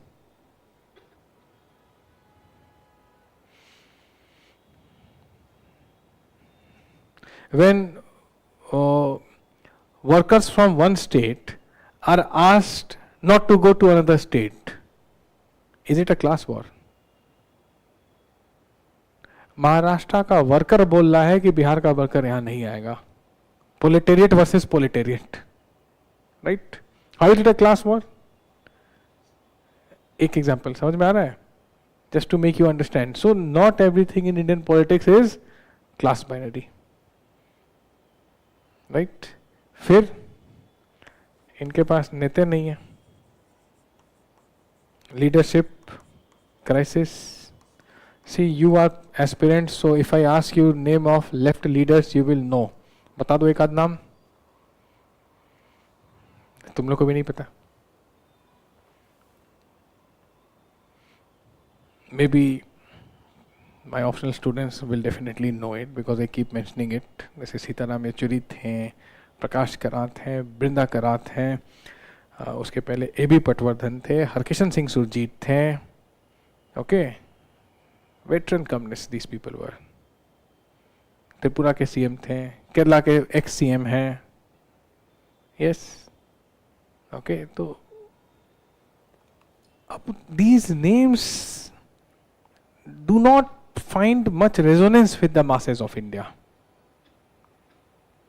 Okay, अब अभी बोलो AB. Patwardhan या हरकिशन सिंह सुरजीत तो लोग नहीं बता पाएंगे. ओके, मिस्टर विजयन का नाम भी लोग साउथ या केरला या तमिलनाडु के बाहर बहुत won't be able to name it. Okay,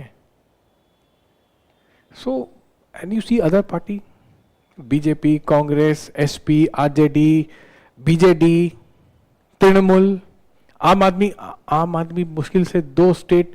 वैसे it's a national party, but almost all India knows about the names. You understand? So leadership crisis यहाँ पर है. They are dependent on university leaders. अरे कैंपस के बाहर अलग दुनिया है. कॉलेज यूनिवर्सिटी लीडर्स क्या करेंगे इसमें? They cannot offer viable solutions. So they are suffering from leadership crisis. Okay. Then globalization. The process of globalization 1991 created mobile labor. मजदूर घर पे नहीं बैठा है, प्रोलेटेरिएट शहर में कमा के बुर्जुआ बनने की सोच रहा है. Okay, the labor is not confined to his village. He has moved out to city. He is earning a livelihood. He is not going back to his hometown to vote for left. This was the core vote bank of left in 50s and 60s. This core vote bank has become mobile. It is not confined. So once you are scattered in democracy, your votes don't matter. But organized minority is more than unorganized majority. Same thing has happened with the labor class.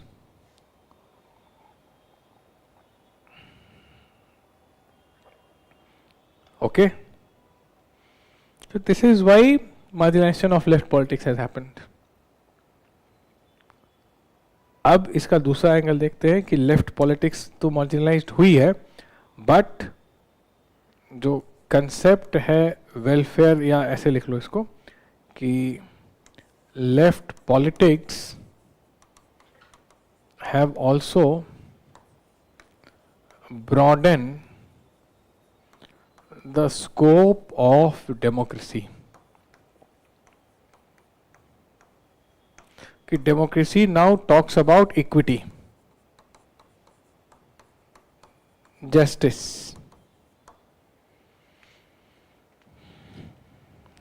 तो mostly ये left politics की ही देन है. Okay, most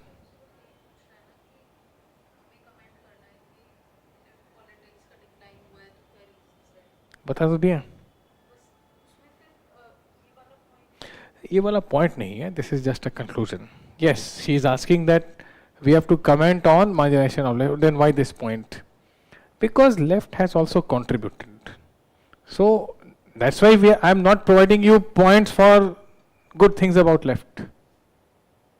But one line conclusion that yes, there are certain issues with left.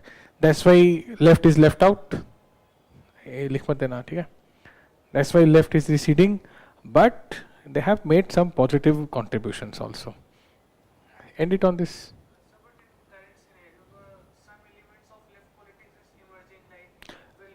Coming to it. तो यही है ना, welfare is not a monopoly of left.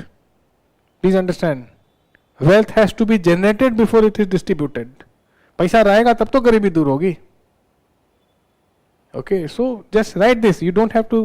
And left politics, अभी जो तुम freebies देखते हो, direct benefit transfer देखते हो, which party is not doing that?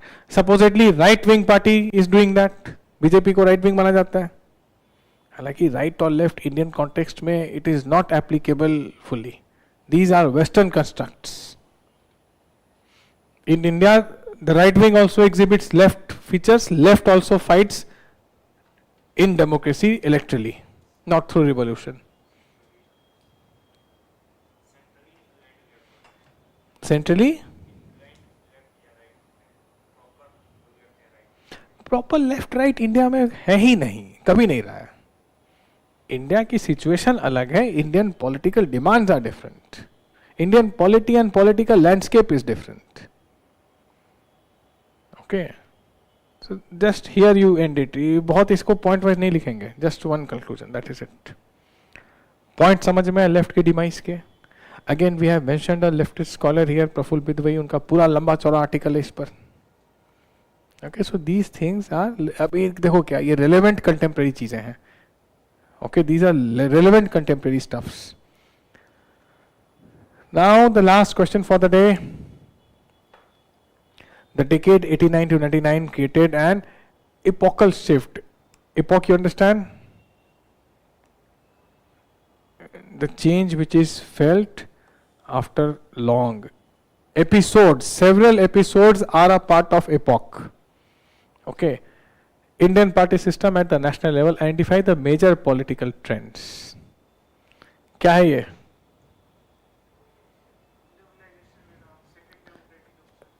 Yogendra Yadav ने ये टर्म यूज किया है, सेकेंड डेमोक्रेटिक अपसर्ज. ये पढ़े हुए सब? ठीक है. What was that second democratic upsurge about? OBC politics. Yes. Kamandal is different. Mandal is different. Kamandal is Hindutva. Mandal is वही regional parties and OBCs. तो समझो इस चीज को. 1989 Congress lost. 84 Congress reached its peak 400 plus. Rajiv Gandhi is the only one who did 400 par. Okay, assassination of Indira Gandhi, sympathy wave he got. So 400 plus Congress had. In 1989 they lost the elections. Okay, and in 1984 BJP had 2 seats. In 89 their seats were more than I think 80. एक election में 2 से 80 Lok Sabha seat कैसे बढ़ गई? The Ram मंदिर movement. Okay, सो ये जो decade है ये कोलिशन पॉलिटिक्स है. कांग्रेस नीचे हो रही है, बीजेपी ऊपर हो रही है. बट कांग्रेस कहां से हो रही है? देखो 400 प्लस से हो रही है. एंड बीजेपी कहां से उठ रही है? 2 से. So no party is in a position to get to that magical number. What is that magical number? 272. So coalition era will be unleashed. Okay, तो इसमें क्या लिखेंगे कि 89 and 90 epochal shift in Indian party system. So just one thing you can add here. ऐसे लिख सकते हैं कि the political landscape of India drastically change in the decades of 89 to 99. Okay, drastic changes हुए हैं.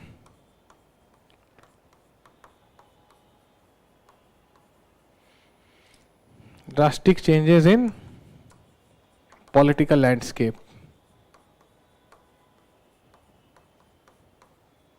89 to 99. What all drastic changes? So because I told you both parties are not in a position, so coalition politics. Coalition politics will happen.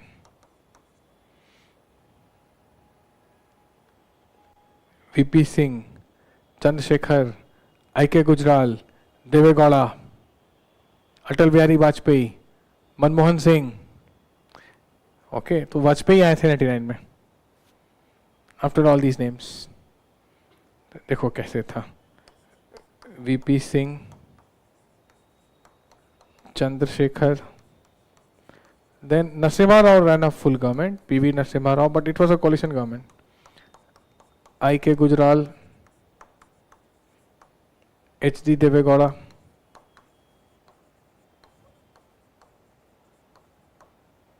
and then Atal Bihari Vajpayee.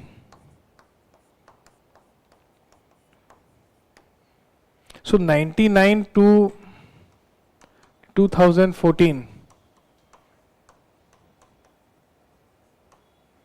successful coalitions. But ये बड़ा ही tentative सा collision था.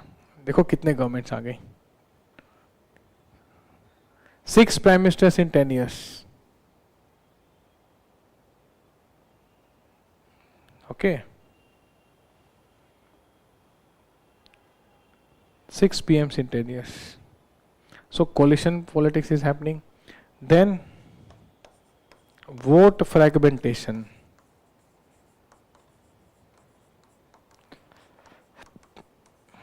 Votes are getting fragmented. Why?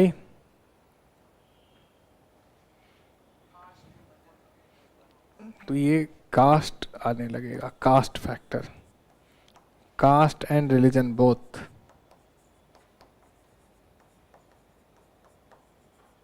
Caste and religion factor will be there. Okay, so now caste based alliances will come in. We teach in class MY equation, Ajgar, Majgar, Ahir, Jat, Gujjar, MY, Muslim Yadav, okay, तो ये है, अब political science में तो ये सब पढ़ना ही है, राइट? तो ये सारी चीज़ें आने लग जाएंगी, वोट फ्रैगमेंटेशन, एंड जैसे योगेंद्र यादव जिसको बोलते हैं कि second democratic upsurge,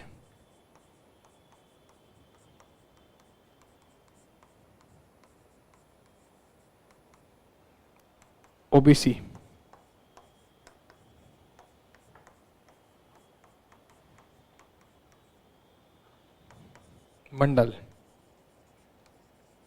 Mandal factor.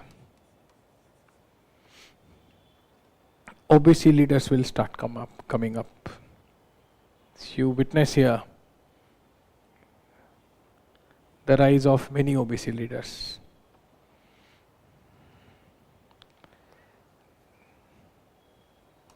Then you also witness the BJP's rise.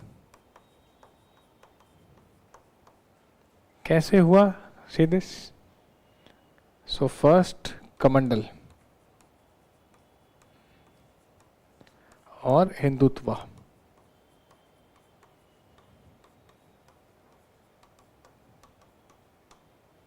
So Mandal is about caste assertion. In fact, Mandal Commission reports were implemented by VP Singh. Mandal Commission was formed by Janata Party. Janata Party is 77 to 80. More than 10 years, why VP Singh implemented it, ever wondered? Because the Rath Yatra started. LK Advani's Rath Yatra from Somnath to Ayodhya. So Hindu votes being consolidated. Kamandal, sadhus carry Kamandal. One way to stop Kamandal is to bring Mandal. Division in castes. Okay. So they both are contemporary. Mandal and Kamandal are contemporary. Please understand this. So Kamandal and Hindutva politics, religious assertion.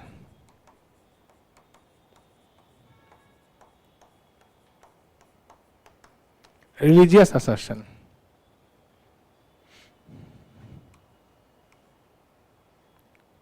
Okay, this was very much observed. Plus one more thing, see, 1991 has happened. 1991 LPG reforms. Remember?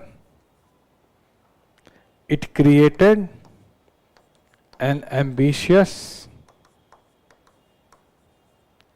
growing middle class.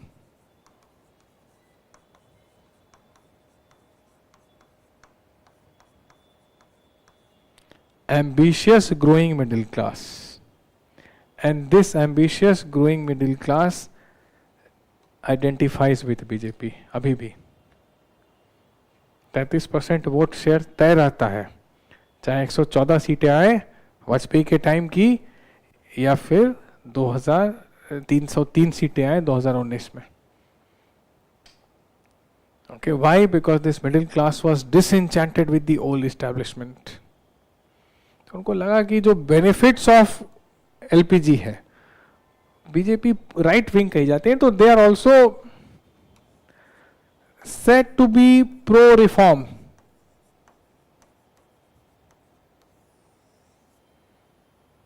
Also say Vajpayee brought a lot of reforms, but he lost. Narasimha Rao brought a lot of reform, although he was from Congress, but he also lost. Okay, so this pro-reform, see, every party, including the current ruling party, has several images. Congress की है, SP की है, BSP की है, DMK की है, नई party Tamil Nadu में आई है. We have a new CM there, so his party has a certain image. So every party has several images. Of the several images that BJP has is that they are pro-reforms. Okay, GST लेकर आए, मतलब धंधे पानी की समझ ऐसा माना जाता है, right? तो the new middle class identifies with this rhetoric.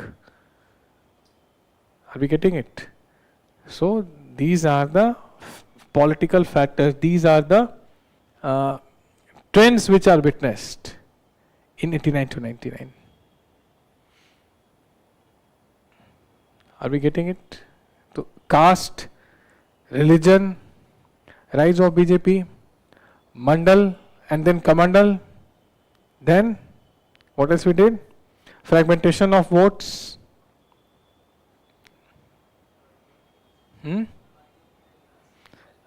LPG reforms. Okay.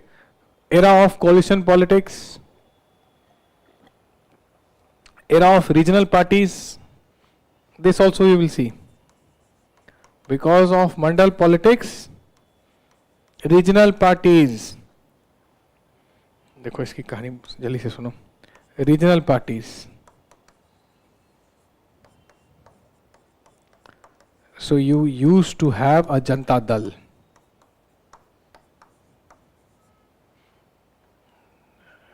Chakra Chhap.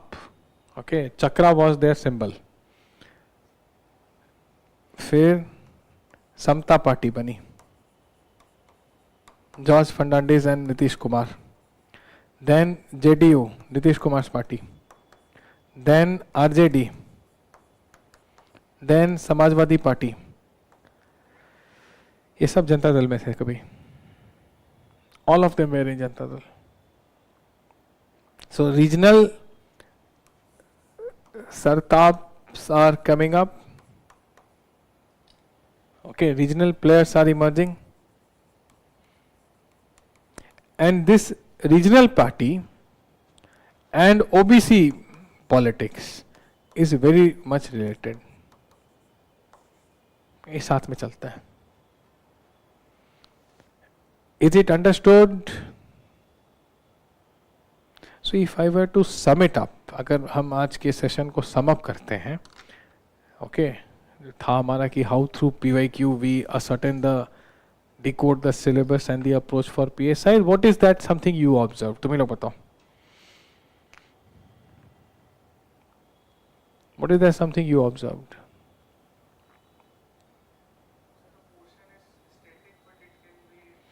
Portion, your syllabus is static. Does not mean your answers have to be static. 10 साल पुराने नोट्स उठा के फेंक दो. Forget 10 साल, 2-3 साल पुराने भी नहीं चलने वाले अब.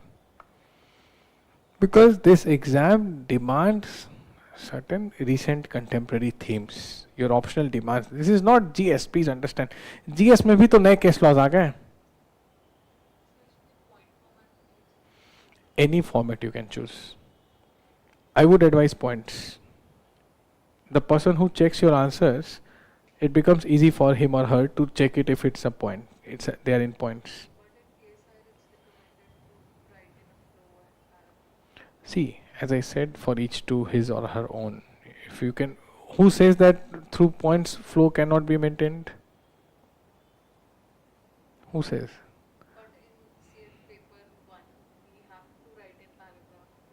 Not always. Depends on the question. If the question is compare Machiavelli with Kautilya, I will not write in a paragraph. I'll make a table instead. If I am asked to compare Hobbes with Locke, both are social contractualists, right? दोनों social contract वाले हैं. Again, I will not write paragraph on this. Compare करने कहा जा रहा है. Always tabular और point wise. Okay. If it's a descriptive question then you write it following are the points. It's not like your entire answer should be in points. A nice 1 or 2 line introduction, following are the reasons 1 2 3 4 5 6, then a small paragraph of conclusion. Okay, that's how you write. देखो answer writing बाद में, अभी ये session उसके लिए नहीं है. But this session was to help us to understand what PYQs require, how we are supposed to fill in our questions. So yes, you have to show the contemporary relevance. There is no question about that. ये तो करना ही करना है. ये तो सबसे basic है, but ये तुरंत नहीं होता है. You cannot. It's not a it's not a spontaneous combustion नहीं है ये. It requires application. You have to go through the content so many times. Then when you read something, it will click into your mind. Okay, new terms that you come across. Should maintain these things. अभी UN के secretary general ने 193 members को चिट्ठी लिखी है कि भाई collapse कर रहा है यूएन, पैसा नहीं है. Klafaske, he has used a term for that. We are supposed to pay the cash which we never had. Outstanding debt है $1.5 billion का यूएन पर. Know these themes. Okay, India ने एक टर्म यूज किया था कि UN has become anarchonistic. Now what is anarchonistic? You should know it. So this subject is all around us. Political science से ही संसार चलता है. Okay. So you understand these phenomena around you. There are certain broader themes in your syllabus. Now see, syllabus में ideology तो गिन के mentioned है. Right? Postmodernism is not mentioned, but we take it in class. Post-truth is not mentioned, but every student of political science, worth your salt, need to know what is post-truth. Realism mentioned है, question आता है तो exam में, the difference between defensive of realism and offensive realism. Now these classifications are not mentioned, but application is mentioned. Okay, so gear yourself properly. In details we will be going. There is no shortcut, there is no test series, there is no notes. You have to study the core content. Okay, usko multiple revision, relate it with current, get good marks. That's what everyone is doing. Whosoever is scoring good mark. Any concern, any question here? So what should be the sources of paper one section B other than coaching sources and notes? For paper 1 section B, if you were to ask my view on sources, newspapers would be there. Official version. I'll not ask you to watch a stupid YouTuber. वो सब चीज़ से निकल जाओ, okay? Don't watch random influencers. They know nothing. There are few of them who know certain things, but how will you examine it? इसको तुमको तो सब अच्छा लगेगा ना, क्योंकि तुम्हें कुछ नहीं आता है. It's very easy to impress you with certain मुंह पे 4 लाइट जला के, right? Don't do that thing. So official, first newspapers, MEA website. It should be your go-to website. PIB and PRS. Both of PRS mostly mains के लिए है. Then Doordarshan. Doordarshan का YouTube channel देखो.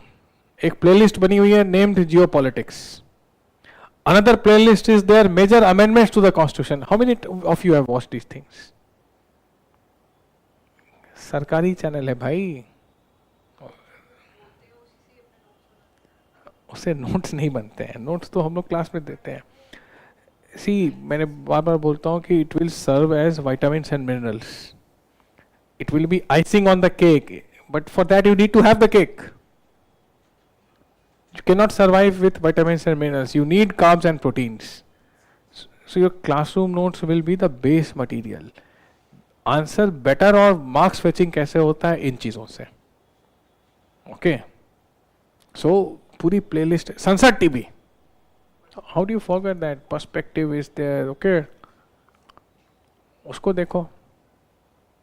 Sunset TV को देखो. ORF को देखो.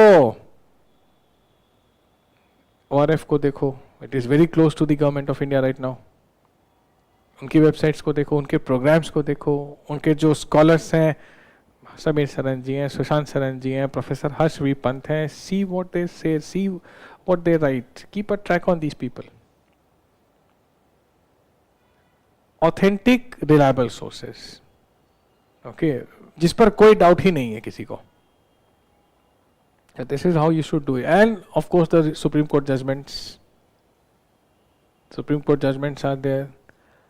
Parliamentary debates are there. Sunset TV will give you very good source for it. So regular revision, quality upgradation, and seeing the PYQs the way we have done. Any other thing? Recently left the politics वाला question के लिए जिसमें profile में काफी detail आई है. और last year doctor ने अगर कैंडिडेट के लिए कौन सी क्वेश्चन है कि स्पीच के करते So how will you trace these things? ये तो हम लोग trace करते हैं. वो जो क्वेश्चन तुम बोल रहे हो वो जयशंकर जी की स्पीच पे है. कहाँ पे वो PYQ है तुम्हारा? 6 phase of foreign policy. Indian foreign. This is from Dr. Jayashankar's speech at Ramnath Goenka Award. Okay. So of course, so how will you trace it? ये तो काम teachers का होता है. You will be exhausted if you try doing this on your own. Track रखना इस exam में immediately for a fresher for this subject is tough.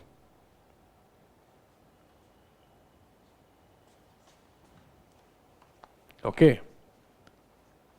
For someone who has not studied this subject in details, if you would try to keep a track on everything around you, it will overwhelm you, honestly speaking, because you have so many other things to study, not only this subject. And plus you don't know which one is right. Jaishankar ji to बहुत जगहों पे बोलते हैं. He is the Foreign Minister of India, so of course he will be speaking at so many platforms. Which one is important for you? You need to know. थोड़ा time लगता है. Guidance will help you. By the way, that's an old speech. It's not a new one. 2017 की speech है वो. Question कब आया? 25 or 23? Okay. And some good books are there, very good books, but if you start reading all of them, because these books are not written for your exam, you have to see what is important for your exam from that particular text. So no need to go to the books, newspaper, magazine, अच्छे से पढ़िए. The sources I mentioned, keep a track on these sources. That's all you have to do. See, Yojana you can. Yojana is Sarkari magazine. Yojana Kurukshetra you can. But Yojana will not help much in PSIR. GS में ज़्यादा help कर देगा वो तो. वो policy है वहाँ पर ज़्यादा. Frontline is too dense. Frontline is not a user-friendly book. User-friendly magazine. Hindu पढ़ते हो रोज? हाँ तो उसका हिंदू का एक एडवांस वर्जन है frontline. Okay, so you may not be able to digest everything right now. So don't multiply your sources. ये सब जो मैंने बोला, these are mostly reference. Please, I am repeating it. Don't rely on them largely. कि इसी सबको देख के संसद टीवी के डिबेट सुन के और MBA की वेबसाइट और जयशंकर जी के स्पीच से नोट्स बन जाएंगे. No. You will end up nowhere. You will end up a confused lot with lot of information in your head and you don't know how to process it. These are for reference, please understand. Okay? Is it okay? Any other thing? Okay, then let us call it a day. Thanks.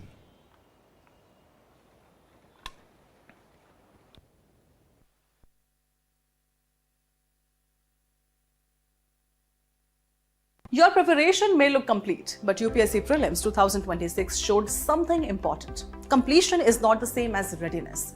The paper did not just test whether aspirant had read a topic, it tested whether they could think through it. Could they eliminate smartly? Could they connect static concepts with current issues? Could they stay calm when the question was not direct? Could they take decisions under pressure? That is where many aspirants struggle, not because they did not study, but because their preparation stayed in input mode, reading more, collecting more, revising passively.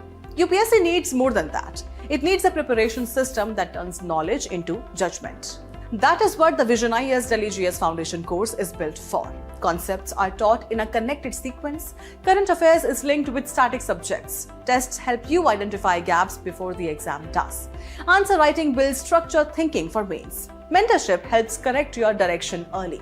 Build readiness from the beginning. VisionIAS Delhi GS Foundation course.